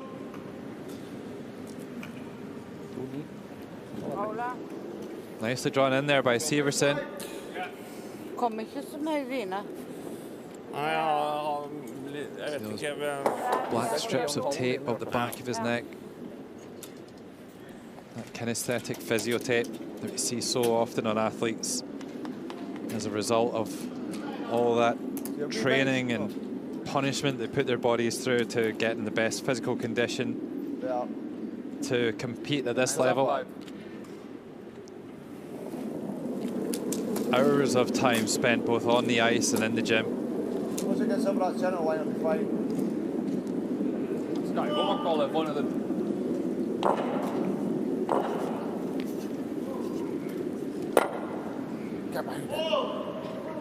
Well, this could be handy. Well, it doesn't do enough to get the red Norwegian stone out of the house. And Norway lying in shot. Almost a very good shot there from Niblo. Farta var fin. Hæ? Farta var bra. Ja. Samme fart.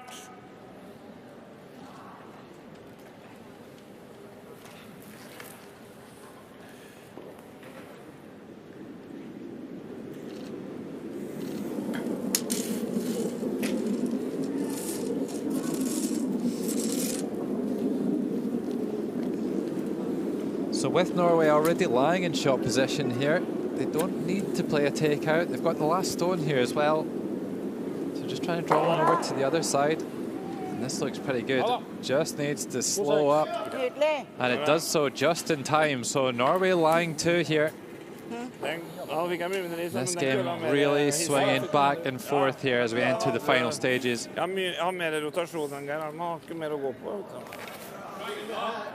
Yeah. 975. Don't mind that. What way?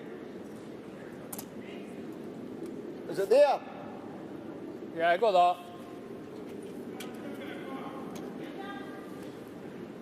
So important to make sure everybody's on the same page about the speed of the stone. The heavier you throw it, the less it will curl. Every single shot needing to match up the weight and the line. This looks pretty good. Makes the takeout and rolls right the way across. Will it get in front of that red stone? Unlucky, Gregor. Good. Oh, unlucky indeed. Just comes up a little bit shy, but what a shot there by Gregor Ewan. Makes the takeout with a little bit more speed. Maybe it makes the double, but at least rolls those stones closer together, so maybe there'll be a chance to make the double next time. Yep. Nille. Yeah. Let's not get ahead of ourselves here, though. Justin Stordal needs to make this takeout and stick around.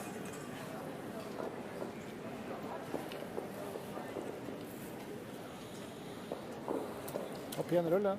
Nille.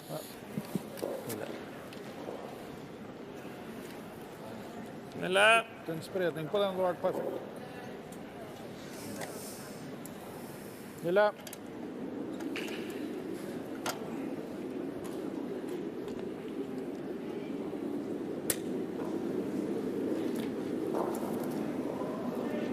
So Justin Stordal, the powerful Norwegian skip, needs one of his best here.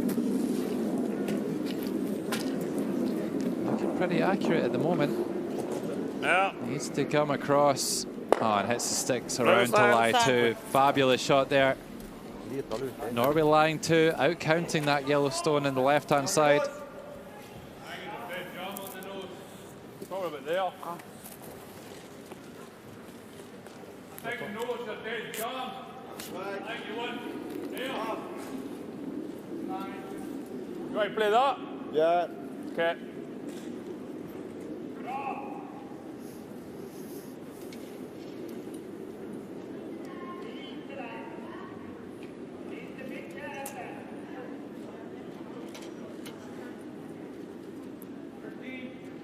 It's an important shot here. Gregor Ewan After two excellent ends of play from GB. Needs a good one here. Hands up, good. Come on! They seem happy with it. Roaring it down the ice. Gets one and the second one. What a shot by Gregor Ewan.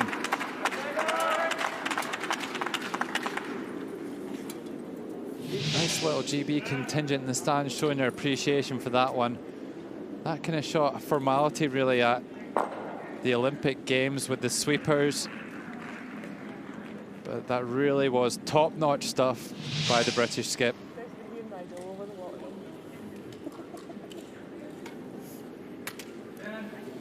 So now Norway facing two. They've given up a steal of two in the previous end. Stordal so wants to get a point back on the board here for Norway. Norway haven't scored since the third end, and this one needs to be a good one here for Stordal. Needs to hit and stick. Line two against here. Two British stones, and he hits it absolutely plumb on the nose. What a shot by Justin Stordal. Fin fart. So all the stones in the sixth end now being played. Norway with that final stone from Justin Stordal. That's why it's called the hammer. That's why it's the last stone advantage. Unanswered shot gets a point on the board for Norway. And after six ends, it's 5-4 here.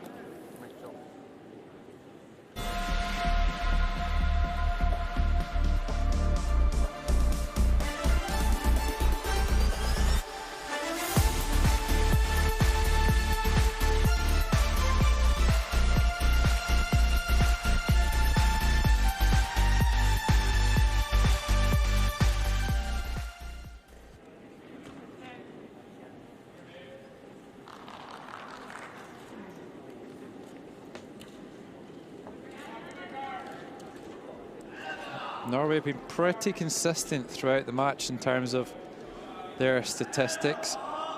GB just starting to move through the gears a bit. But that scoreboard, the most important statistic of them all. The playing statistics, just a bit of a guide for us to understand how well the teams are playing. Every shot scored out of 4 by a statistician, which contributes to those stats.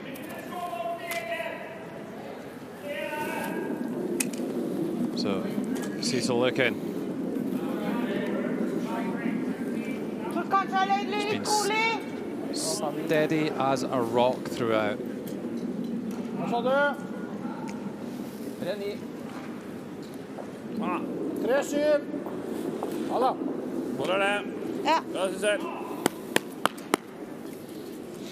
One drifts into the front of the house. And this, we're really down to the business end of this game, 7th and 8th end. And with Norway throwing into the house, it gives GB the opportunity to play a takeout. Of course, the free guard zone rule is in action, so if Norway had chosen to come up short of the house, then GB would not be able to remove it from play. And it's looking a little bit inside at the moment. I'm not sure this one's going to make a takeout. It over curls by quite some way.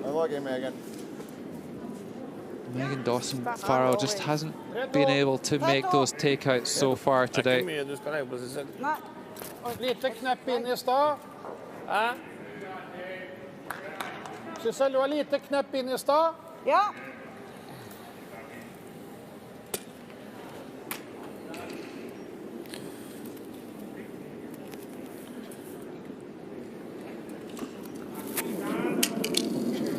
Ha litt ut. Treff deg.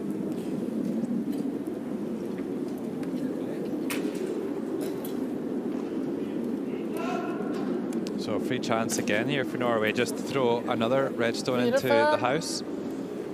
This one does look like it will rear up short of the rings, but that one is in the free guard zone. That white area out in front of the house.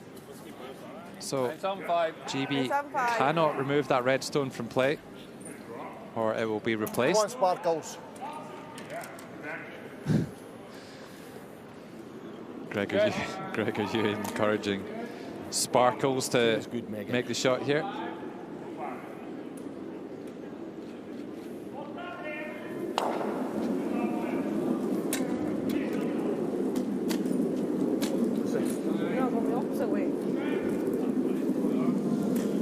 Well, it's so often the case when you see a player miss a shot, they miss it on one side, and then from a technical standpoint, they think they need to make the correction, and you overcorrect and miss on the other side. And that's exactly what happened there to Megan Dawson-Farrell, missing on the inside with the first one, the outside the second one.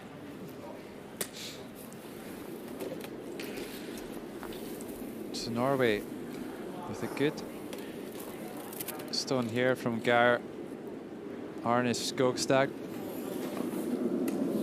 Will really have the advantage here in the 7th end.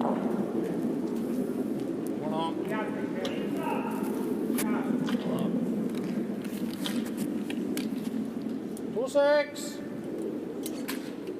Ja, bra da. Greit det.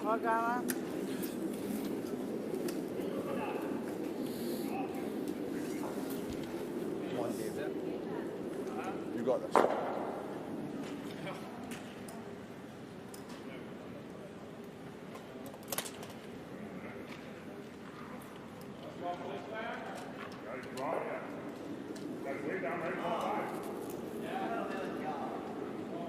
Tiny bit.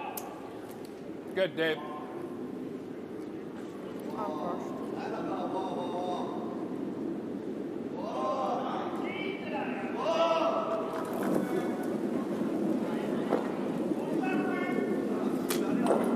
Melrose looks like he's getting his eye in as well. Retired firefighter.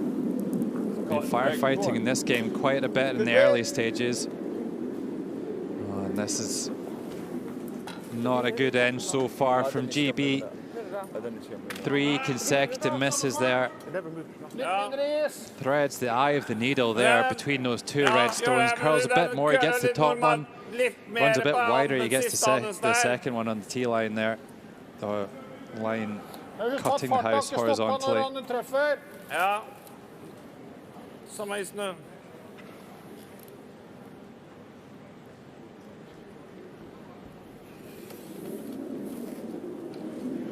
So Geir using his breathing to control the throw.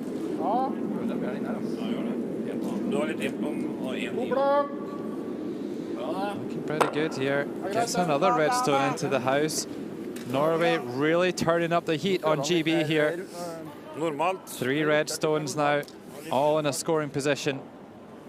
Yep. Gonna be another takeout here for GB.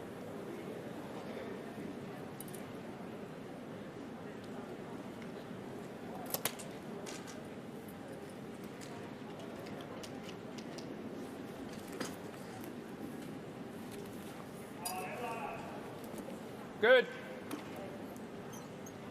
975.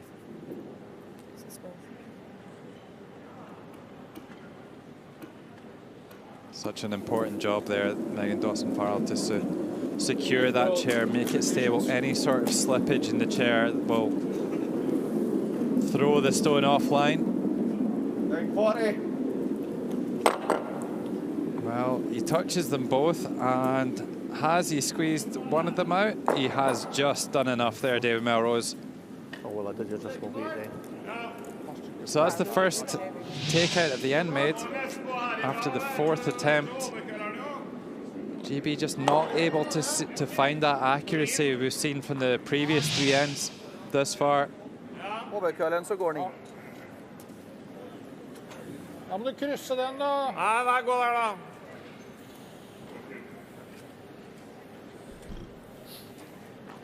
Om man gjemmer halve, så jo det greit. Ja, så må vi helt ned på her. Jeg skal dit? Nei, vi... Ellers. Ja. Hva foretrekker du? Den litt skummel. Ja. Nei, men hvis jeg går 3... Ta en timeout, da. Jeg kan dra... Hæ? Ja. Gjør det.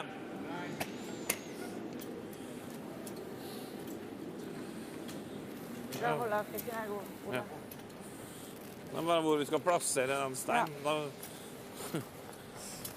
Jeg er redd for å overkølle hvis jeg går her. So timeout call by Norway here. They're going to have a good think about this one. Veien, synes jeg, da.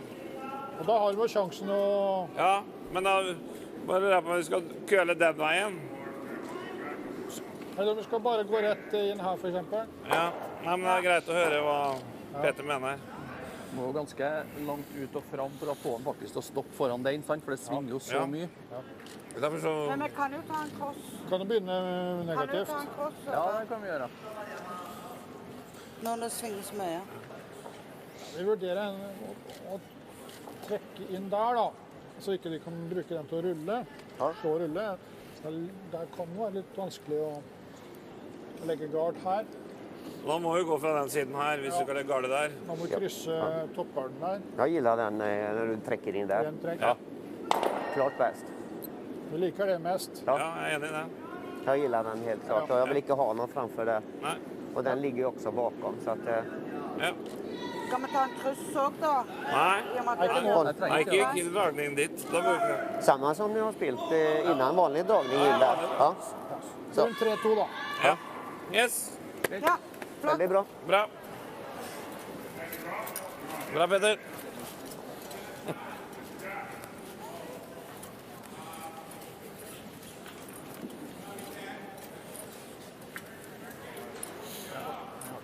Ja.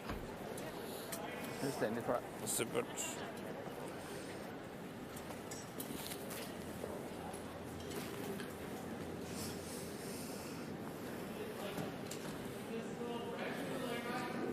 Med 5. 3-2. 3-2. 3-2.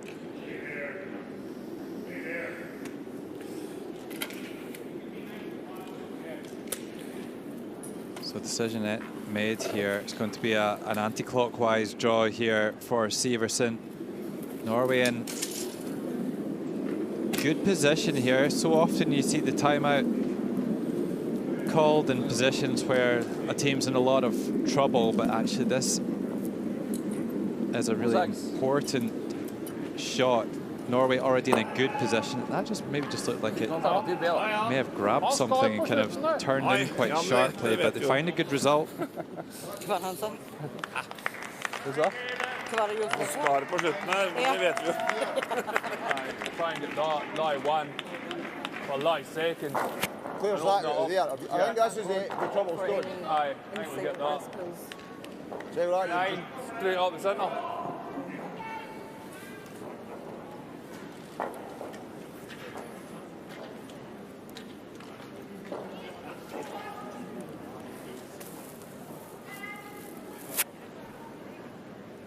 Clock guy. Who go for? Double. Okay.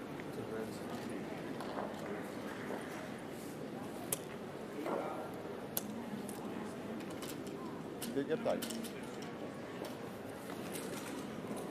Wee bit of shod. Better.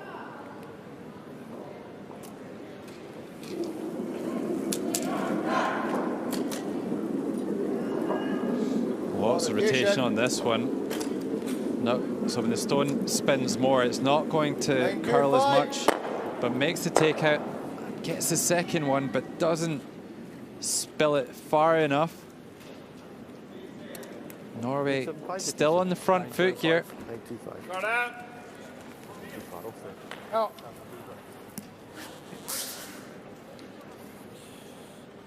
Du skal garde gul. Ja. Og 2-6 den i stedet. Skar på slutten. Skal vi se. Der. 4.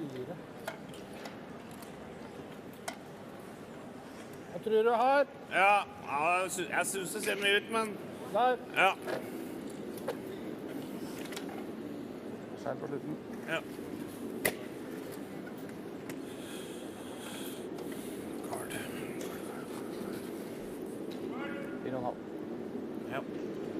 So So Severson with the clockwise this time. Throwing down the other side of the sheet to bend it back into the middle. Just a guard here for the Norwegian third player.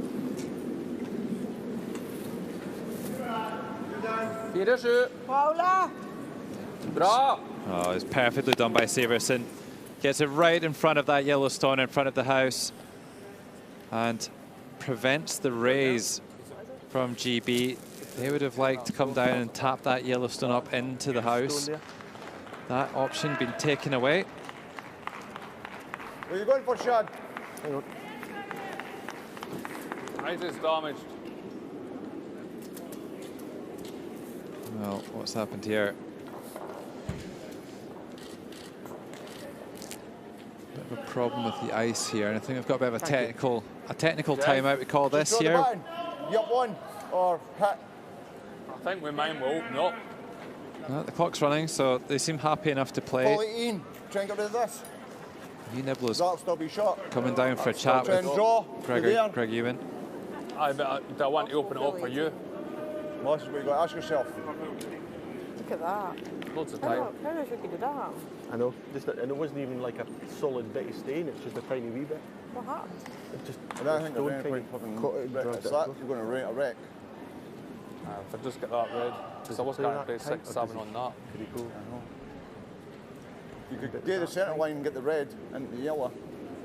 The run is there, but it needs to be a 9 and straight to So the you know, brush. if you come round that way, but if you come round that way, would Then the urge there. Spill up. sit What do you call Spill a time up. that Sheila doing? I think she'll call that. Probably hit it. And come I round don't, on that I don't arm, think but with the, I it's don't only think getting with one. I don't think we might second. We only need to score one. I don't think we might second withdraw. I think we open something up. Well, darting then, I think, is the problem. At least that gives me that back. You can call the time and then just ask her. Well, on you go. Time.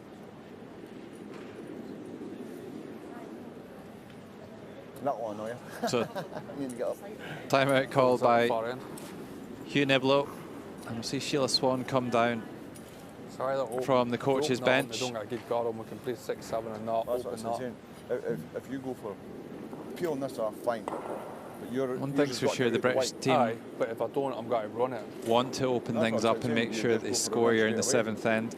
Or Just I trying to work open out up what this ones side. give them the best chance to do so. You can see half. But you're always rolling away. That's what I'm saying. If you're going... So it's saying, you would just drop the button. That way. Or do we try and peel guard? Gets a one shot. I think you've got to peel the two reds just now and open up that side. Well, that's Yeah. what So you probably want to catch this side of it into the yellow, maybe spin that in. I think at some point we might be able to play the 18-inch line and play the tap on this, but it's not the time to play it. I think we give ourselves a chance by springing those open at 9 just now. And if you spin in your yellow for second shot, then it's all right. Yeah? Well, not No, I think you come across the face of it. So you probably want to play the clockwise. Try and get the right-hand edge of this one as you're looking at it just now. Try and hit that in. Spin that in. If you get the double, then that's fine. If you get, there is a triple unlikely there. Yeah, but But I think you have to open up that side to give yourself a chance at the draw. Okay? Okay. Yep. So just keep thinking about, you've got to give yourself the option to get the one. Yeah. Okay? That's the kind of key. You've got to make your one here, so make sure you give yourself the chance to do that. As I said, there is the possibility of this out-turn tap down here off the 18-inch line, but it's probably a... Yeah. If you get a chance at a 2, it's maybe a good option. But I think we clear this front one first. Get rid of get rid of 2 of them. Okay? right. Yeah. Happy with that? Yeah. Because I kind of, if you roll back after that, you've got that. Yeah. Clock. Okay. Clock, you know what I mean? But there. Aye. Go there. Play it. It's pretty clear, the call there from Sheila Swan. She wants to try and remove those 2 red stones on the right-hand side of the centre line. You try and hit the red across the face of the other ones, try and spin them both out, and then maybe, if they get it really good, roll the thrown stone onto the yellow at the top of the house and maybe just pop it into a scoring position by just moving it up a little bit. All sounds great on paper, you get it all drawn up. Still need to make it though. There. Yeah, no more than that. And it's one of the interesting differences between the Olympic format and wheelchair curling, where it really wouldn't be a great option to go into the last end tagged without the last stone. You may well see an Olympic game, a bit more adventure taken on to try and score 2 to get in a better position to win the game. But it really is a little bit easier to steal without the last stone than it is in the men's and women's events. So how's this one looking here for Niblo? Oh, unlucky there for the British third player. That doesn't really improve things for GB. Just needed to curl maybe a couple of centimetres more and that would have been absolutely perfect. And this really is a fantastic opportunity here for Norway.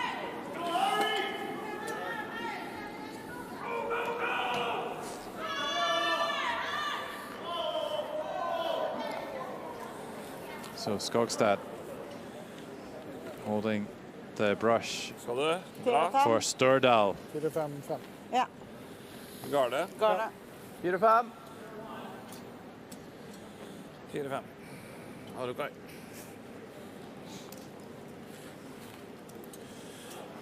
Well, I think they'll be trying to draw one right down into that red 4-foot circle. 4-5.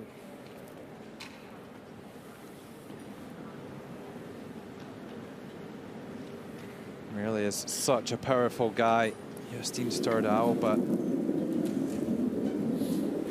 the game isn't all power. Sometimes you need a deft touch. He's looking a little bit shy. He's going to over curl. That doesn't really change much. Maybe takes away that raised takeout that Hugh Niblo played with his previous stone.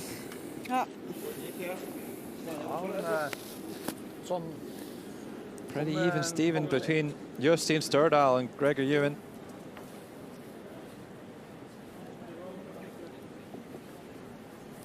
We heard British coach Sheila Swan highlighting this tap back that Hugh Niblo is just indicating with his brush there on the anti-clockwise handle. 10.5. Or 6.5. 3.5. Don't think you want to play big weight, Greg. I think you want the way inside roll. Right up. And you probably want to play hack at most, but probably 8. 8. There. Tell you in 2 seconds.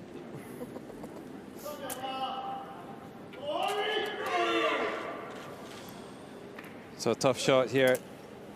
Gregor Ewan, the British fourth player to play.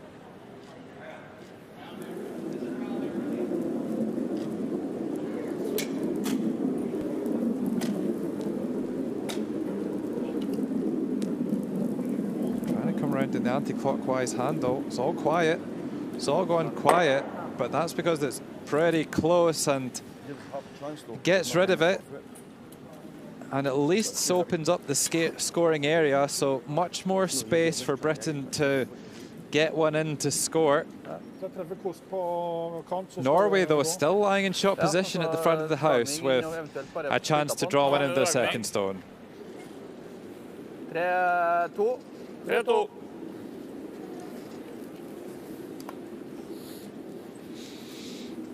So Skogstad there. Alternativen split på den. Indicating with this brush exactly where he wants it, just on the edge of the button here. 3-2. Skal ikke spille på spilten? Nei. Nei. Han bare snarere.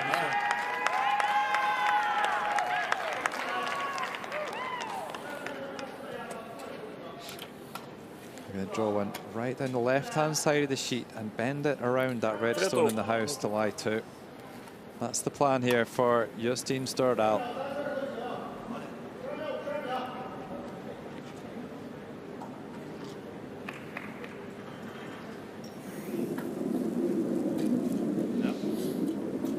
Still one to come here for GB in the seventh end.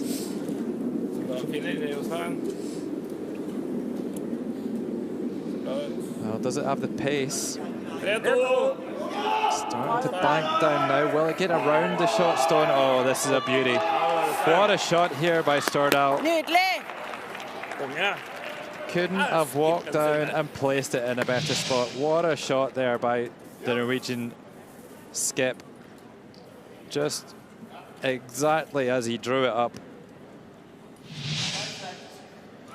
So now GB with a real job in her hands to score here. They're going to have to draw one down the other side, this time down the left-hand side, right around all those guards. And maybe, just maybe, Gregor Ewan might still be able to find the edge of the button.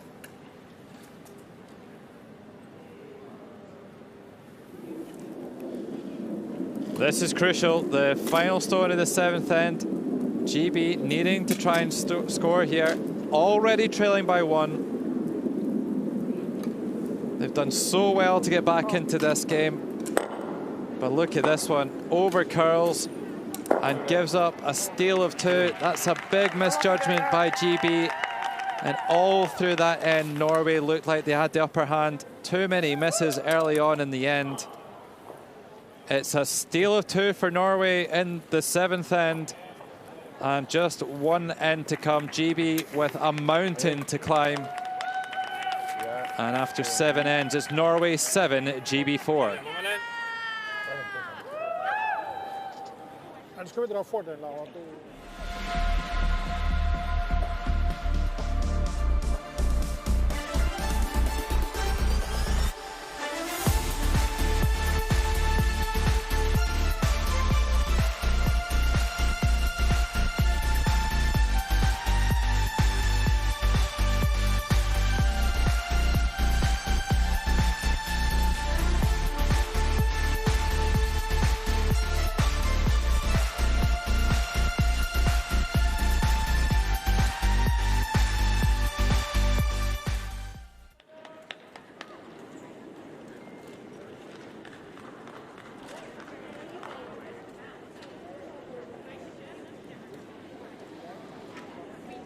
Well, the 3rd steal of 2 in the match, can you believe it?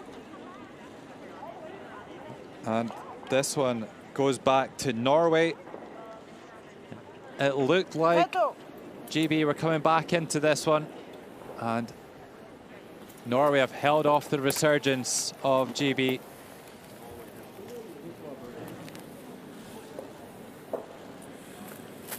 Cecil looking gets the final end underway. 8 ends of regulation time here, and Norway leading by 3 shots. Great Britain with it all to do. They've just not been sharp enough when they've had the last stone advantage, and Norway have really dictated the play in a lot of the ends. GB had a good spell in the middle of the game, and that one just creeps into the front of the house. So GB needing to score at least 3 here in the 8th end if they want to tie it up and take it to an extra end. Of course, if they scored 4, they would win the game, but anything less, and it's going to be a Norwegian victory.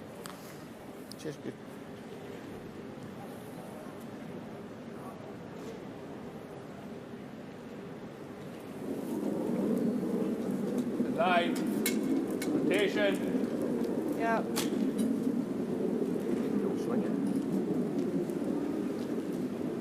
So this handle a little bit lazy, we would say. Not quite spinning as fast as you would like, and as a result, it's kind of drifting out to the side. It's not too bad though. When stones spin a little bit less, then they do tend to curl more. But without that being in a free guard zone, it does allow Norway to be able to play a takeout because it's in the house, it's in those painted circles. Cecil Loken has been absolutely perfect in this game. Really uses her full body, see her feet come up in the air and really stomps back down to get that speed and apply that force on the stone. Well, there's a mistake. There's a mistake, and Norway with a chance here. Sorry, GB with a chance here. I think they'll be looking for a guard this time from Megan Dawson-Farrell. Good. Still front right. And a bit more. Yep.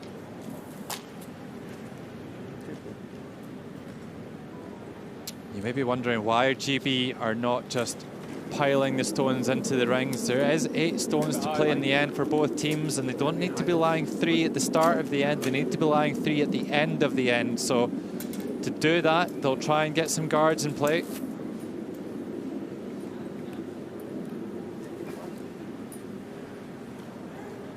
That's a nice shot there by the GB lead. Good, Megan.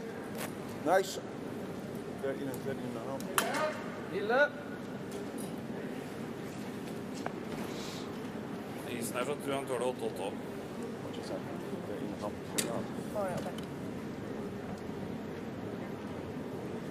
So here's Geir Arne Skogstad. Yeah. Going for the takeout on the wing. We saw Loken missing with hers. This looks pretty accurate though from Skogstad. What a shot by the Norwegian second player. Hits it absolutely flush in the face. Han sa ja. Nydelig, sa han kanskje. Ja. 4-5. 4-5. Ja, ja.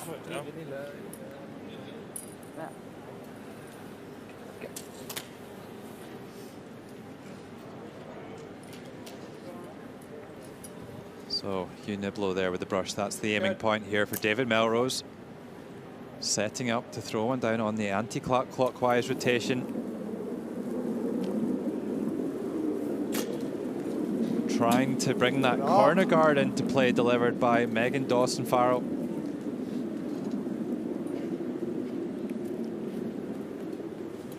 Looking pretty good, and it's certainly going to rear up in time. How close to the button? Well, right in the middle of that white 8-foot circle. Lovely shot there by David Melrose. Maybe this game not quite over yet. Norway going out to peel the guard.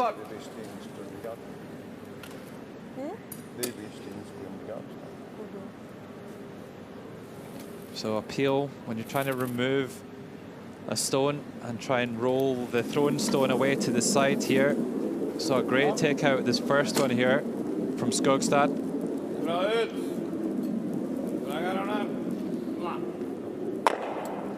Well, makes the takeout, but just sticks around and doesn't make the raise either. So GB do have a chance here. They're going to be able to throw a second one in. Han er jo helt faktisk.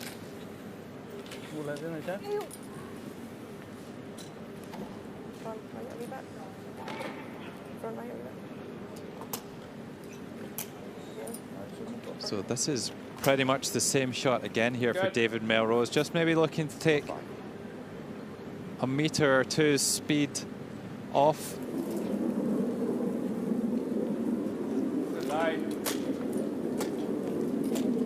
One rotation. So needs to get past the guard here. This one curling a little bit earlier than the first one. Still rotation, Dave. Well, that's a bit of a let off for Norway there, but they do finish in a position protecting that yellow stone, lying in shot position, and forcing Norway to play the peel once more. Feels like a missed opportunity there, though, from David Melrose.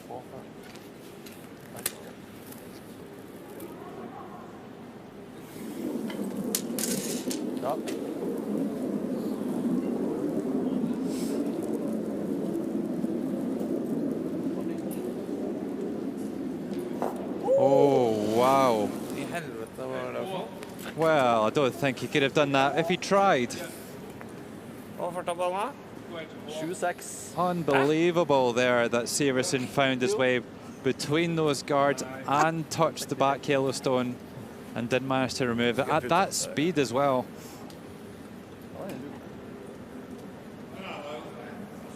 So another chance here. We've seen Hugh Niblo playing better and better as the game's gone on. GB needing 4 good stones here to complete this game to have any chance.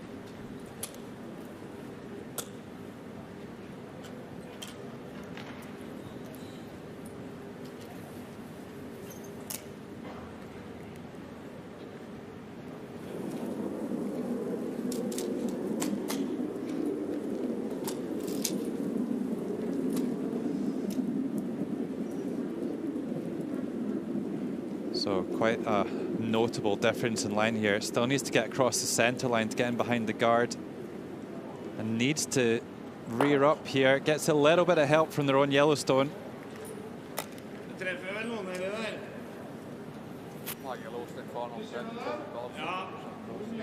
that yellow in shot position you're just pointing at does look like it's in shot position. Is in behind the guard, sorry. That made sense. Ta den først. Ja, men ja. Du har dobbelt, så må du treffe den til venstre først.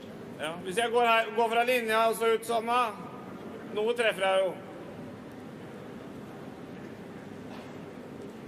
9 på linja. Nille på linja. Ja. Nille. Nille.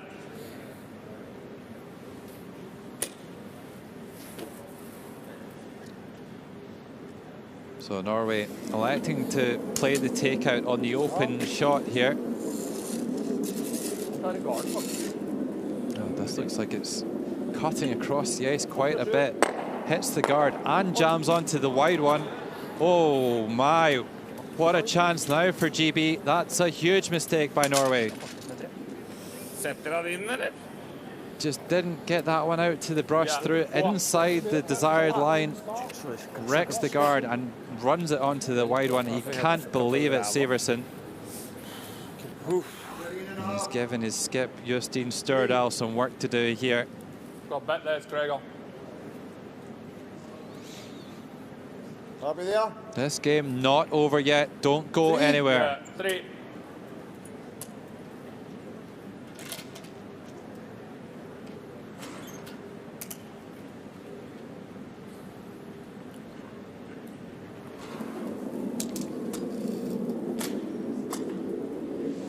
So Niblo just trying to throw the guard here.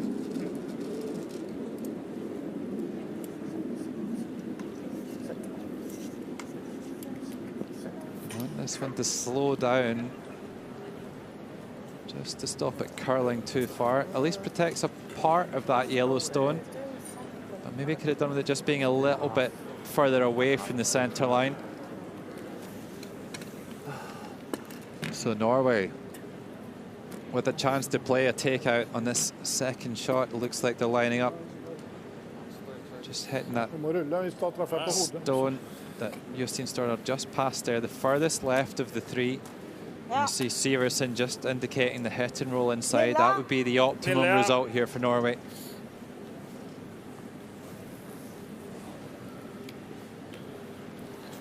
Still work to do, and you would imagine that if Norway do make that shot, then there's still a chance for GB. They can play a draw around that centre guard to hide a second one in behind.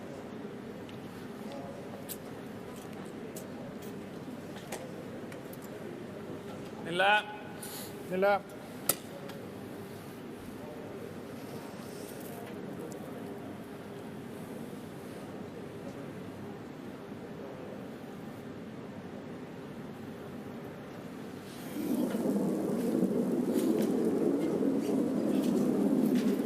Well, we've seen a lot of great takeouts from Jostein Stordal.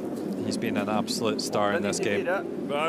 Needs a good one here. Oh, perfectly done by Stordal.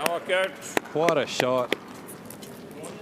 Hanging on to the back side of the 4-foot circle, that red 4-foot circle as well, really closing down the scoring area for GB, and that could be a decider in this game. And he knows it. Really bailed out his teammate there with a fabulous shot. Yeah, look, if you want to target full 18. You can't, it's going to swing at the end. Aye, well, here, look, when you're up there. Right, oh. I can move it. I think it's good one. It's kind of going to swing. Aye. I've got 2 minutes 10 to play 2 shots, which a minute a shot is plenty. I can see 3/4 though, it's shug. So I think just draw for the centre, 7.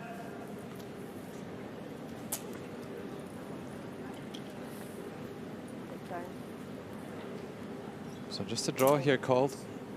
7. They did consider moving that Yellowstone to try and get at that redstone, just played so perfectly by Stordal.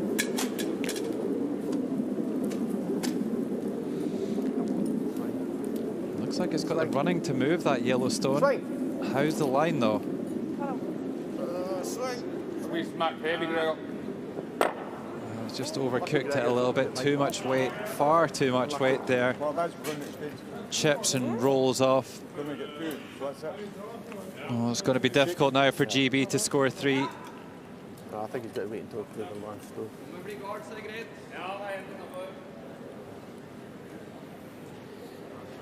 I think Gregor Ewan was considering whether they should just give up now, but I don't think that'll be necessary.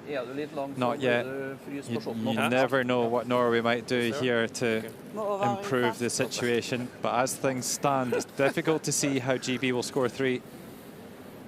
This is the final end, and anything less than a score of 3 is going to be a Norwegian victory.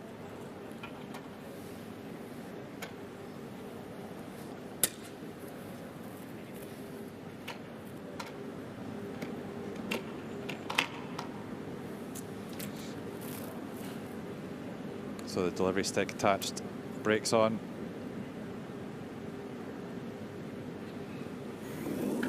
Jostein Stordal with a fabulous first stone. Looking to complete the pair. Just drawing one in. Needs to be careful not to set up a double takeout here. And it looks like he's got an excellent line. Oh, fabulous shot. Great shot here by Jostein Stordal. That may well be enough here. Almost impossible, you would think, for GB to score the 3 that they need.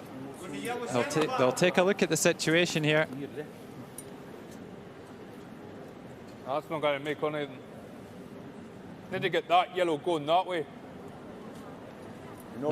Maybe a chance to hit the yellow guard straight back and peel the 2 reds.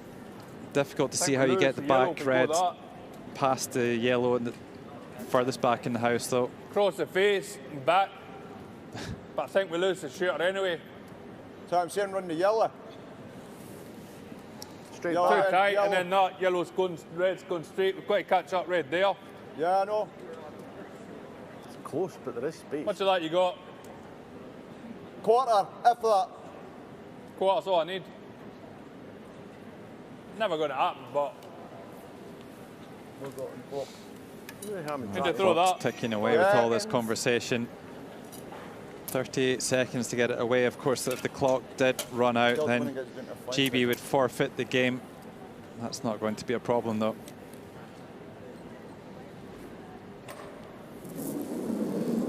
So Gregor Ewan launching this one more out of hope than judgment, I think, here. Just hoping something's going to happen. It's not going to be. It's not going to be. It's only going to be a score of 1 here in this match between Norway and Great Britain. The final end, the 8th end, it's a score of 1 for GB, but a 2-shot victory for Norway, and they get their first win on the board. The silver medalists from 4 years ago, off to an excellent start. They really were the better team for most of the game. Great Britain off to a slow start and just couldn't quite recover.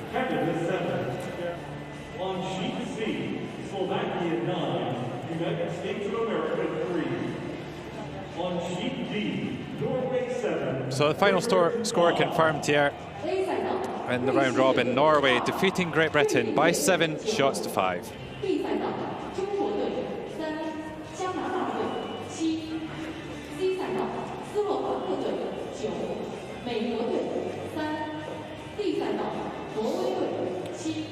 So after the first session of play, Canada, Norway, Slovakia and Sweden picking up wins over China, GB, USA and Switzerland. And you can see just from the shots made, the total accuracy. Norway just making far more shots than Great Britain today. 17% gain. Chinese fans will be disappointed after losing out to Canada. They've not got off to a good start, the reigning gold medalists. But still a long way to go in this round robin. So there we have it, in our featured game. Norway defeating Great Britain by 7 shots to 5.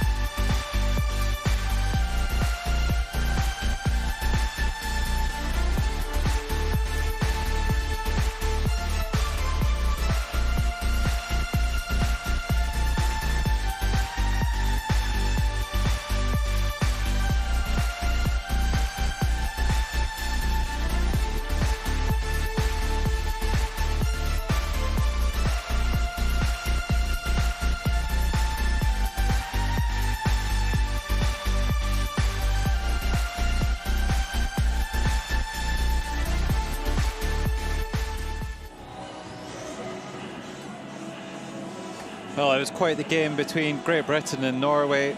Norway really flew out the traps in the first half. First 3 ends, absolutely dominant. Then Great Britain tried to come back into it, played a really strong middle section of the game. 4th, 5th, 6th end looked like Great Britain in the ascendancy. But poor 7th end really turned the tables back in Norway's favour. Steal of 2 in that 7th end. And Great Britain, although it did look like they were going to have a chance to score 3 or more in the 8th end, there's a fabulous final stone from Justine Stordal to really finish things off. So Norway picking up their first win with a win over Great Britain by 7 shots to 5.